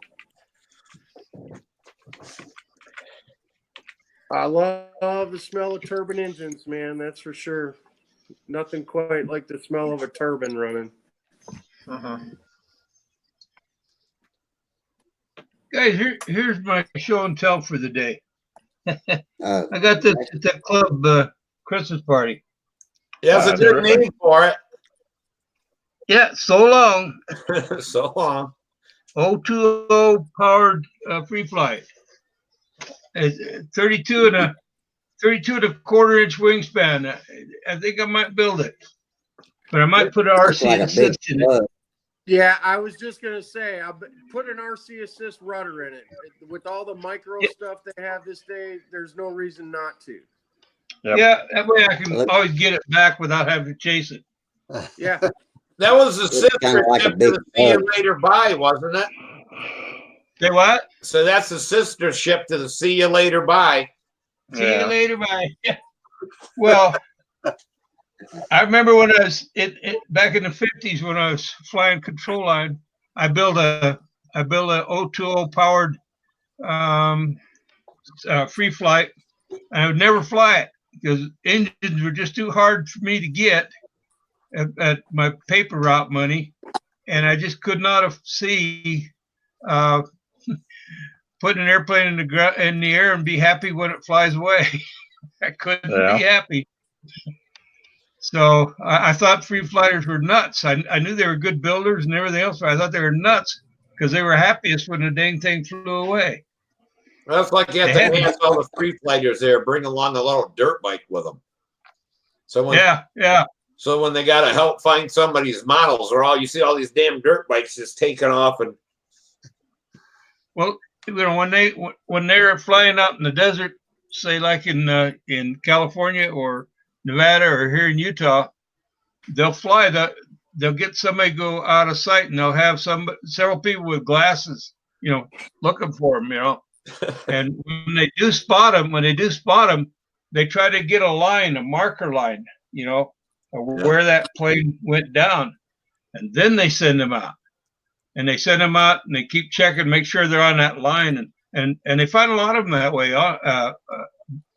From what I understand, a lot of them get returned back. Some of them, though, just never come down. When I lived in Sturgeon Bay, we had a guy had an RC plane got away, and it was one of those big floaters, RC trainer type things. And that was last seen flying towards Upper Michigan. Finally, I think it's 7 years later, so somebody sent a note to the guy. They found his model. It was all junk. It'd been sitting out for 7 years, and anyway, but they asked him if he wanted the stuff back, and he said no. Hey, how you doing, Len? Hey, Len. Hey, I'm all right. Well, that was Hey, like, Lynn. Hey, John. John? I got a similar story. We were flying combat here in Nashville, and we had a flyaway with an airplane, and we watched it just go full bladder on it too. I mean, it ran for 4 minutes. We watched it disappear, and that was probably like lay down. You're doing September or something of that year. The next summer in July, this farmer shows up with the airplane. He found it like 6 miles away from our flying field. It was in his cornfield, and he knew that we flew there, so he brought it back. The airplane was like demolished, destroyed. It was all torn up. It was like hanging 10 feet in a tree. It was hanging from a tree, just sitting there for almost a year. And he brought it to the field, and the guy who lost the airplane, Larry, we put a new prop on it, ran some fuel through it, turned it over a couple of times, hooked a bladder up to it, and it fired on the first flip. And it had been sitting outside in a tree for almost a year. Wow. That's awesome. Wow. Yeah, we That's just turned it awesome. over a couple of times with some fuel, put a new prop and a bladder on it, went boop, and it needled and it ran, no problem. He got it back. What's yeah, up? we Brent? always used to, Not much. when an RC airplane went in, we'd have one guy or whatever spot where it was, and he didn't leave. Then when everybody went out, he could direct people in the direction to find the airplane. Hey, Dennis, do you know how many airplanes I climbed, how many trees I climbed to pick airplanes out of trees at the Rouge, at the RC? really? I was the official kid tree climber. Guys would lose their planes down there, and I swam in the Rouge River more times than I care to count, digging guys' RC planes out of there. Because they would, you know, back in the old 70, 72, 76 days, they'd still get hit every once in a while, and they'd lose control and go in and crash. And I climbed probably every tree in Rouge Park to retrieve airplanes for these RC. Wow. Yeah, that was my thing. When I was Sam's age, when I was, 9, 10, 11, 12 years old, and I went to the RC field with my dad every weekend and weeknights. And when guys crashed their planes, I was the official gopher, man. I was the one who ran out. Tree climber. And climbed trees and got ticks on me and all that stuff, getting their gear, And they were happy to have me, They were happy to have me, especially. Good thing you were a kid. If you were growing up, you'd have been too smart to jump into Rouge River. But I'm telling you what, man, it was awful down there, man. Awful. Yeah, that was the river. I don't know. I think it would burn. I wasn't sure. I mean, that river was a mess. But you know the old dam site, right? The Detroit Aeromodelers, the RC site. Yeah, my dad was a charter member of that club. He formed a club with like 10 other guys, and I think 72 got their charter. 72 or 73. So I grew up on that field. I was 5 years old when Dad first started taking me out there. It's still there. Still there. Is the club still? Is there still a club there and stuff? Oh yeah, there's still a club there. Great. They leased the field from the city of Detroit for $1 a year. Uh-huh. They pay $1 a year to the city. Wow. They still lease that field. They got good relations with the city, and they mow it. They take care of it, and still there. Great. Still there. I was flying RC, and the field that I was around was surrounded by cornfields, and I got it too far away and was coming back. I knew it was going to get getting pretty low on fuel and ran out of fuel before I got back to the runway. And so it came down in the cornfield, and the corn was about 6 feet tall. And so I couldn't find it. I walked around through the cornfield trying to find it, couldn't find it. Had to leave it there overnight, and then the next day went back with a step ladder and set up the step ladder in the corn and looked down trying to find it. Eventually I did find it the second day, but it's hard to find when it lands in the corn. Mhm. Yeah, that's why we always had somebody stand back at the field and give you a line. Because when you once you walk into the corn or the trees or whatever, you end up moving around and you get way off yeah. from. Yeah. We have the same problem at the bean field. Once an airplane gets out there and it crashes in the beans, or if it's corn, you're in a hell of a mess trying to find it. Yeah. You can't get the right line on it. You think you've got it, and then you don't have it, and then after you've been looking for a few minutes, you realize you really don't know exactly where it is at all. Yeah, that's why you always got to have a spotter. Well, a lot of times you're not expecting an airplane to go out there either, though. Like usually it's a small RC thing or a glider or something like that, and you're not expecting to lose it out there until it goes down, and then I think it's right there. Oh, okay. Len, is your camera on? Yeah, no, I turned it off because if I leave the camera on, what happens is that I get kicked out. Okay. So I keep turning the camera off. Yeah, we can only stand looking at him for so long and we boot his ass. Yeah, I know that. Well, it doesn't help when I fall asleep. Hey, I fell asleep. I fell asleep on Friday night. I fell asleep, just crashed right out. We thought you were dead, man. No, not yet. You're not going to get that lucky. Calling Canadian 119 to your house. 911, yeah, 911. 919. Hey, I want to show off another goodie I got in the mail today. You stunt weenies probably don't care, but for us combat guys, mounts. we love shit like this. They're awesome.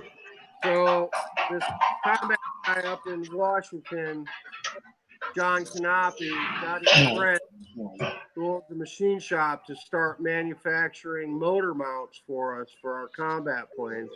Awesome. Which, you can get them from Russia. The Russian guys have them, but it's nice to have a U.S. importer. Supplier, sure. What they're doing now, he's taking some of the popular speed limit motors and making mounts for them. So these That's are awesome. for the OS 35 and 40 FPs. And of course, they also fit the LA 40s, which we use on some of the bigger foamy models. And you probably can't see that, but it's actually stamped right on there. OS 35, 40, FP, and LA. And they're really nice. Cool. They're drilled and tapped for the 35s and the 40s for a 440 bolt. Aluminum mounts. They got a nice slotted deal there, so you use a 440 through the nose block so you can move the motor in or out if you want to. $10. Hey, an LA 46 would fit on that too. Same bolt pattern. A 46 would fit on that if you wanted to do a stunt plane. Put a stunter, yeah, block. exactly. Yeah, stunter with a nose block and use aluminum motor. That's mounts. a great idea. $10 a pair, man. $10 a pair. I just got 10 sets of these for the 40s because I can't make them that cheap and make them Not that a chance. nice. Yeah, no way. I mean, I've got some aluminum bar stock, 1/2 inch by 3/8, that I can put in my drill press and monkey around, but you can't make that. I can't make these. No, exactly. Not for $10 a piece. So that's awesome. And he's just started doing these. These were the first ones to come out, but the LA 25s and the FP 25s should be next because that's a popular combat motor. And I think he's already doing stuff for the ASP 21 and the ASP 25s because guys are using those too. And if I'm not mistaken, I'm going to have to double check, but I think a Nelson motor mount is the same as the 40. I think the Nelson 36 is the same as this. Okay. But nice to see some cottage industry guys making stuff here in the States for us, you know. Most definitely. For Yeah, one thing about it too is that the newer Fox 35s will fit on them same mounts. Sometimes they do a Fox 35 combat and stuff like that. Is the Fox the same as the OS 35? It's the same as the FP 40 and LA 40 and stuff. It's the same, and all Enyas are too. But yeah, like that'd be nice for that Fox. You know, if they just do like a Fox one to where you throw a Fox engine on it and it bolt right on. I like getting packages in the mail when they're like this. You know, when I throw a Fox on something, it's usually for distance.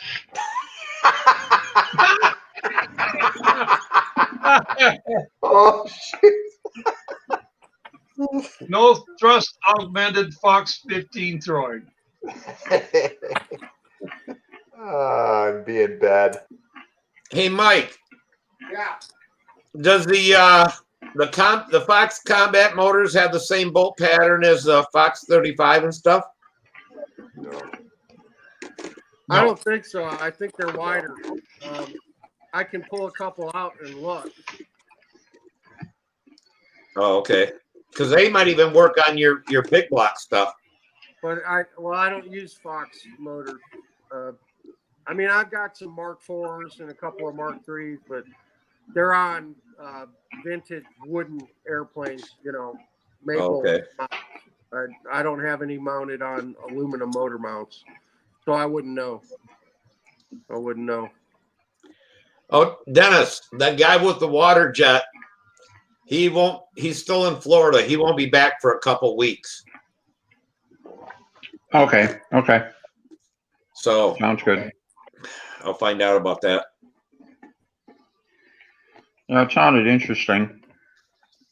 Yeah, I talked to Dick tonight, and he said that anybody with a program, and I don't know if it'd be the same program as like for a laser, that he can knock him out for with the water jet. So you may already have the right files or whatever for that. Yeah. What are you cutting with a water jet? Pardon me? What are you cutting with a water jet? We're thinking about trying to cut some motor mounts. Okay. Phenolic board and stuff like that. It's a real bear to try to cut it with any kind of a saw, you know, or anything else, and it doesn't laser very good because, you know, the resin and everything like that. But if you can water jet it, you can usually get a pretty clean cut out of it. Wow. Does that water have some kind of an abrasive slurry? Baking soda, I think. Oh, really? Yeah. I know it's some kind of soda that they put in it, but I think it's just baking soda. What do you want to cut out? Like bell cranks? Pardon me? What do you want to cut out? What are you trying to cut out? Like bell cranks? Motor mounts. Oh, motor mounts. Okay. Motor mount. Electric motor mounting plates, basically firewalls. Okay, I see. Bob Hunt makes some like that. He sells basically a generic square with the holes in it, and you're supposed to cut it and fit it to your airplane. Nice idea and everything like that, but the stuff is a real bear. I mean, it's nasty to cut. How does he cut it? He gets them. He was getting them water jet cut.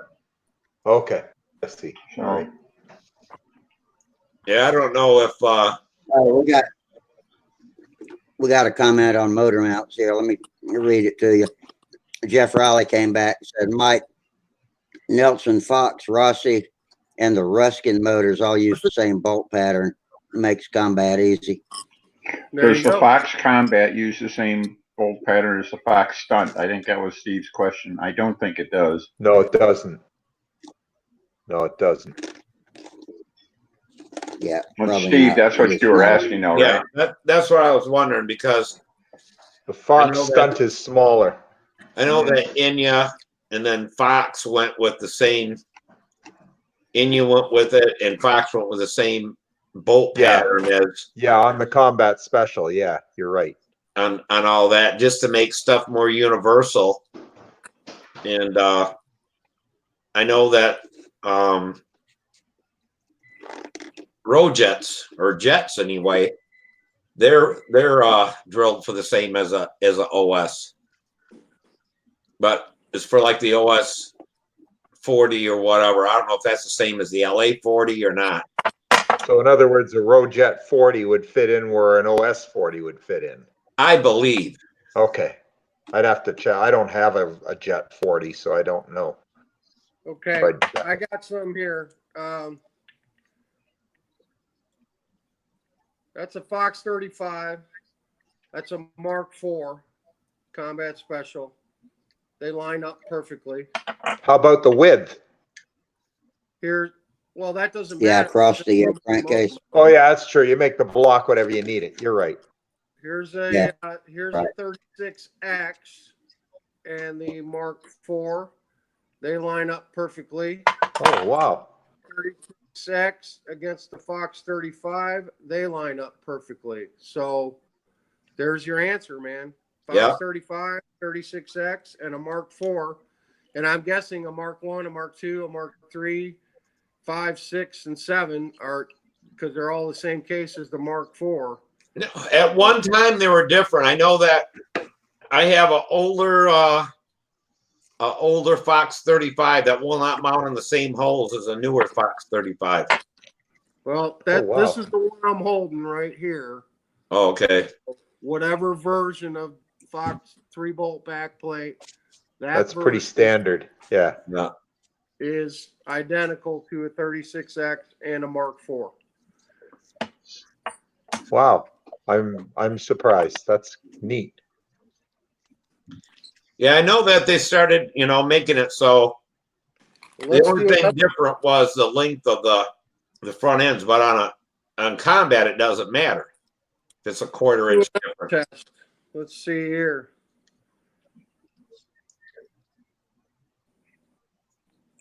Boy, that's pretty. Yeah, this would work. These OS 35 and 40 mounts. Boy, it's really close. Yeah, I think they do. That's why I was saying that, because Dick was saying something about that. They were going to have a 35 combat, Fox 35 combat, just to make. They're not. They're not the same as the OS 35 and 40. They're off just a hair. I mean, if you wallered out the holes, just a hair, yeah, on the motor, you could get there, but the 35-40 spacing is bigger than the Fox spacing. It's wider. But boy, if you just hogged out the holes a hair, you could get there if you wanted to do that to your motor. Yeah, I know that, like the brand new, the last Foxes made, they would fit right on where a LA fit, because I done it. But it seemed to me that my older Fox motors wouldn't do that. Hey, these are all for sale too, by the way. This 36X, this Mark IV, this 35, they're all going on eBay or Stunthangar or whatever. Jeff Riley probably wants the 35 if he's ever on here. I purged us of Fox 35 motors like 2 years ago, down to almost nothing. I think I sold like 14 of them on eBay. Wow. I think down to maybe 2 or 3 of the 35s that we hung on to. And then even the combat motors, the Mark IIIs, Mark IVs, and the 36s, I'm getting rid of those too, because I'm not nostalgic, and I just don't run them. I don't run them, and I don't like having to mix different fuel for them. If we want to fly fast airplanes, I'm going to fly my Nelsons. I'm just going to fly Nelsons, and for speed limit, we fly all the LA motors, so they hold no sentimental value to me. I'm just getting rid of them. You're right. There It's you a go. pain in Hey, the Mike. butt having. Sell them motors and then buy that Enya 35. I'm not buying an Enya 35, man. I'll put a what were you saying, Len? I was going to say it's a real pain in the butt having 5 different kinds of fuel all the time. Drives you nuts. Man. It really is. It is. I'll tell you what, though, And Mike, that's if you why- ever flew that Enya 35 stunt, you throw away all them FP 40s, LA 40s, and all that. No, you wouldn't. Oh, yeah, you would. Oh, I hate Enya 35s. Is this a new Enya 35 or an old one you're talking about? It's the Enya 35 stunt. It's built on a 25 case. Oh, that's the new one. Yeah, I don't know. I'm sorry. I thought you meant the old style one.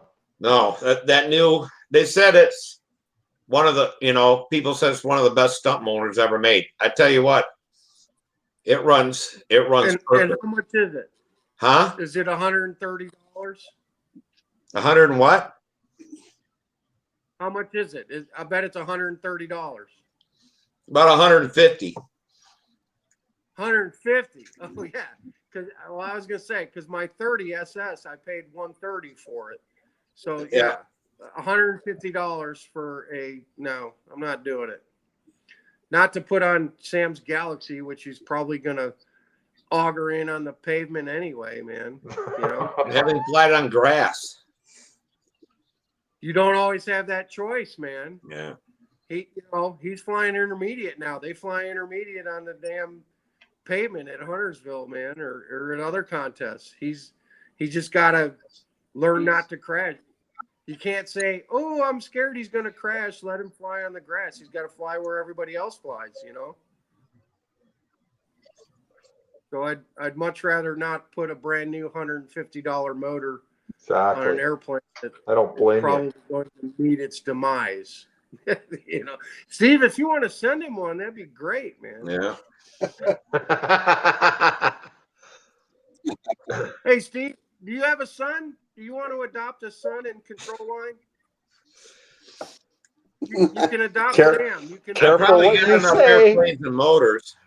Steve, careful what you say. You can be Sam's stepdaddy. I'm already Probably got rent an him. airplane and a $130 motor that's coming to him. I know you are. And that one, he will not fly over asphalt until he is capable. Now they make more of them. No, he's going to baby that one. I'm going to make sure he's competent in all ways before he tries all stunt pattern with it. So he's close. He's there. I think he's really on the cusp of stopping crashing. Last year we finished on a high note last year at Huntersville. He got through the pattern twice, didn't crash his airplanes, got through the dreaded vertical 8s and the hourglass without wrecking. So I think this is going to be his year. He's another year older now. He's 11 this year, not 10. And I think stuff is really starting to click with the stunt planes. He knows where he needs to be when he makes a maneuver, so he won't hit the ground with it. Well, the one thing I think with him is winning is everything. And it's not bringing home the airplane. Either he's going to win or he's going to rock. And that's all there is to it. And by God, he's going for the most points, the lowest bottoms, the best turns, and all this. And by God, he's going to win it. If shit don't work out, it goes smash. And he's like, well, I gave it my all. But sometimes you got to turn out a little higher, not worry about the win as much as let's go home with an airplane. We'll win next time. Well, that's his fearlessness comes from flying combat planes. Yeah. That's where he gets all that. He's not scared of bottoms and low pullouts. That's for sure, man. That's not the stuff that's killing him. It's the overhead shit killing him. It's the stuff up high, and then he doesn't leave himself enough room to come out of the maneuver. He does the high stuff up high and comes out too low from the maneuver, and then he doesn't have enough room. And then he doesn't have room to tuck it under. Yeah. Exactly. That's how he's wrecking airplanes. That's why he's wrecking in the vertical 8 the hourglass, and the clover. Clover, yeah. That's how Exactly. he's screwing up.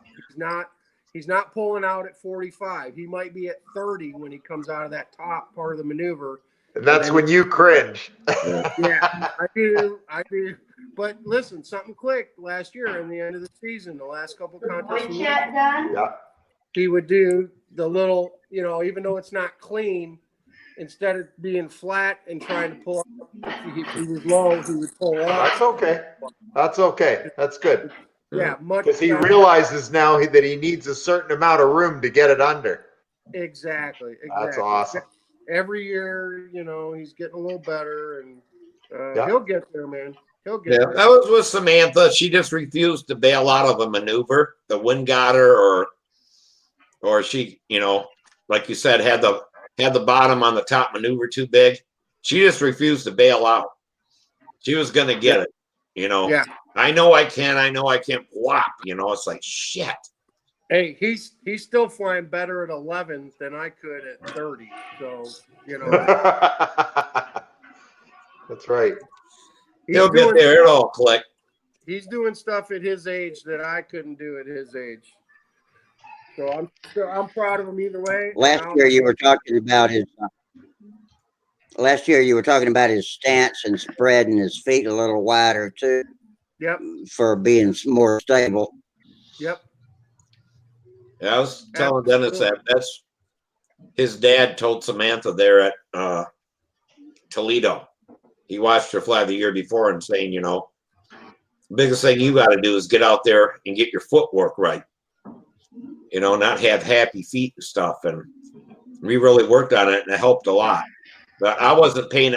I was watching the airplane. I was never watching what she was doing down on the ground. Yeah, me too with Sam. Same way with Samuel.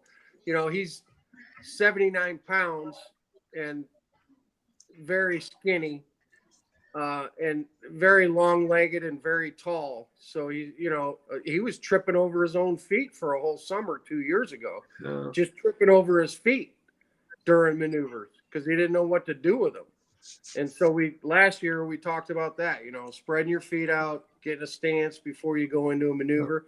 Because, at 11, when you're a 80-pound kid at 11 years old, but you're almost 5 feet tall, you're growing into your body and figuring out how all your limbs and everything move. You're just goofy, Yeah, it's just another thing. I mean, I'm still trying to teach Naomi that to set up for each maneuver before you try it. Exactly. Set up for the maneuver. Get ahead of the airplane. Let the airplane fly into where you're going to do it, so that you're not jumping around when you go to start the maneuver. Hey, I've learned that myself just the last couple of years, starting to try to be serious about stunt a little bit. Where my feet are at. Yeah, where am most definitely. You can't have them touching each other. You got to get planted and set for it, and know exactly where you want to start it and finish it. Yeah, you got to have your balance, man. You need that balance, and you get balance. And on top of that, he's still growing. So what works this week, all of the things they'll have changed in a couple of weeks. He might have grown a half an inch or so, and things are different, continuously changing. So that's hard to deal with. It doesn't matter. I hope he improves by leaps and bounds this year. But if he doesn't, that's okay. We'll build more airplanes. We'll get more stuff. We'll just keep going. But I think someday Samuel is going to be a phenomenal flyer. I really think. Well, there's no doubt about it. There's no doubt about that. If he sticks with it, he'll be better than phenomenal. He's got the talent. He just needs to grow a little. Yeah, I think so. Absolutely. It took Samantha till she was 12 for her eyes, her brain, and her hand to all link up, that they started working together. Because before that, there was some kind of different stuff happening there. But once she was 12, it was a big difference. Yeah, like I said, I'll build more planes. I don't beat up on him when he crashes. That's good. Down on him, whatever, man. When they're only airplanes. They're replaceable. when he smacked his first airplane in at the L pad this year, his first plane, we high-fived and he gave a big woo-hoo. You know, I'm like, there's no crying in control line stunt, man. Don't cry about it. We're going to go get another airplane out of the car. You know, don't worry about it. It's fine. Yeah, that time Samantha crashed there at Brodeck. She was just on. She goes, "I'm devastated." That's when I told her there's no crying in control line flying. Got that from a league of our own. There's no crying in baseball. Yeah. There's no crying in baseball. Oh man. Hey guys, I gotta Playing in baseball. See you, All right, Tom. Tom. We'll see you later, man. See you Friday. all right. Yeah. Yeah. Have a good week. Thank you. Good night. Good night. All right, Tom. Good night. I'm going to turn the feed off at 12 because I got to get up and be at the hospital early in the morning. Yeah, I think I'm gonna bail out on you guys too. I'm only feeling about 50% today anyway, so haven't had anything to say, Yeah. which How I you suppose feeling? has been good for you guys. But Oh, it's not. anyhow. We don't learn anything. We had, yeah, that's it. we All had a right, rough guys. patch there at first when we had sound problems, but we got together after that. So All right, anyway. everybody, have a good All right. evening. We'll try for Friday, right? Have a good one, Dennis. Have a good evening. Yep, we'll be here Friday. Take See it you, easy, Denny. Dennis. You know, I think I'm going to bug out too. Lazy Monday night, huh? Did I get Okay. cut? We'll see you later. Yeah. Who was that, Ron? Yeah. We'll see you Good guys night. all later. Have a good evening. Yes, sir. We'll see you Friday.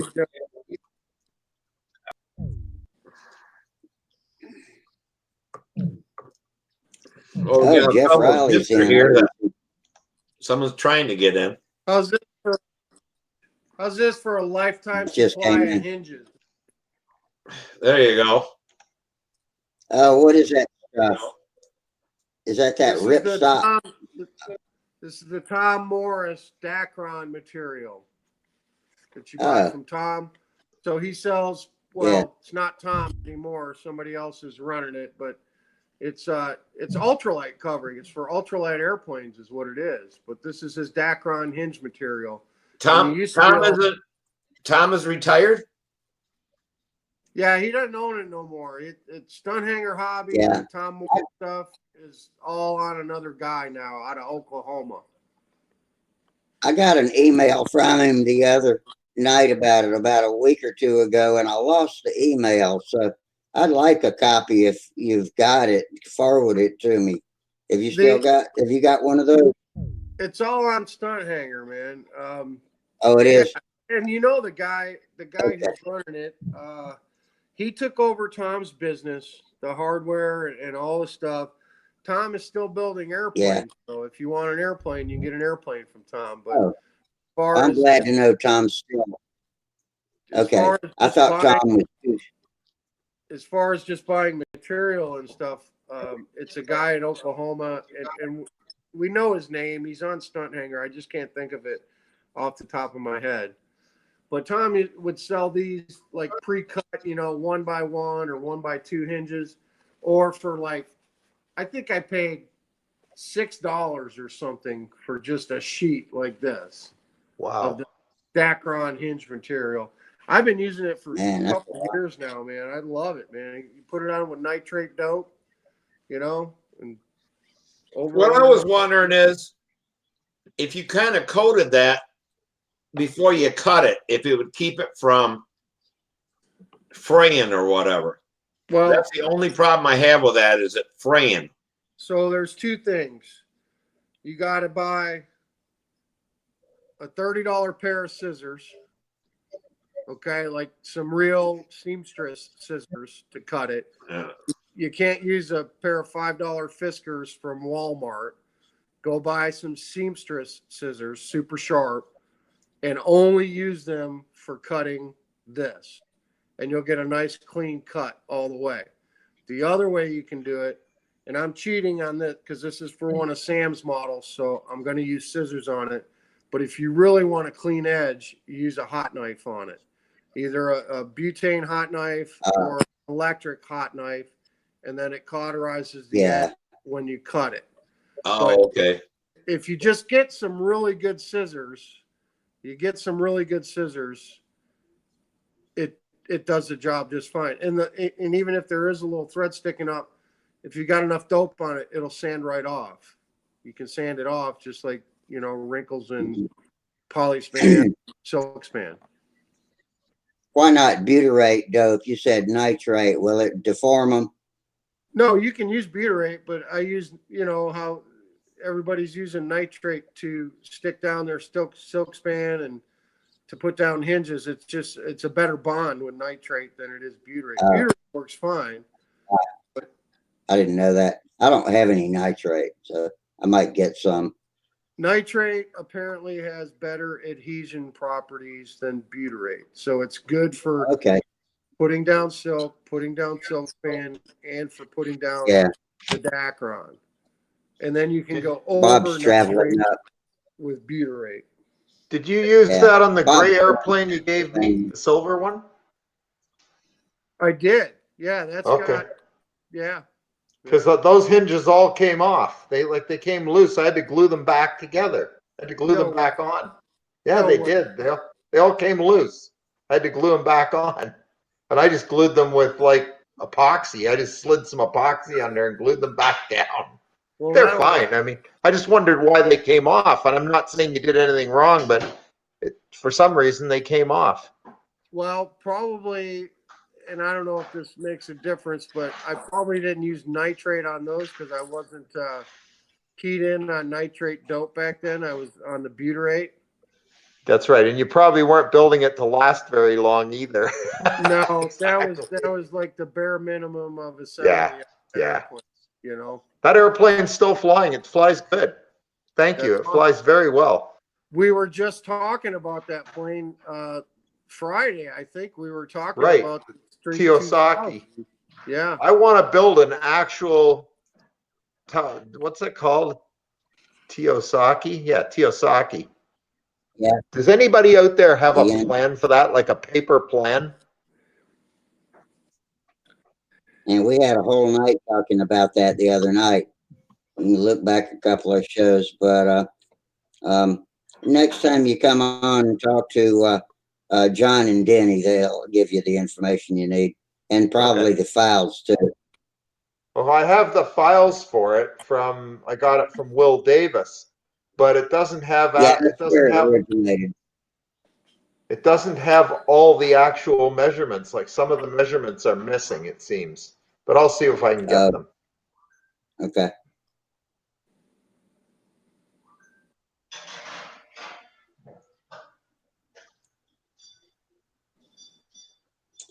Well, I'm going to go ahead and close up. Y'all want to hang out, or do you want to just go ahead and close the show altogether? Okay. Well, I'll take the time then now to say good night to all the YouTubers. Thank y'all for hanging out with us. And as usual, lately we had some new folks on here, so appreciate y'all coming in.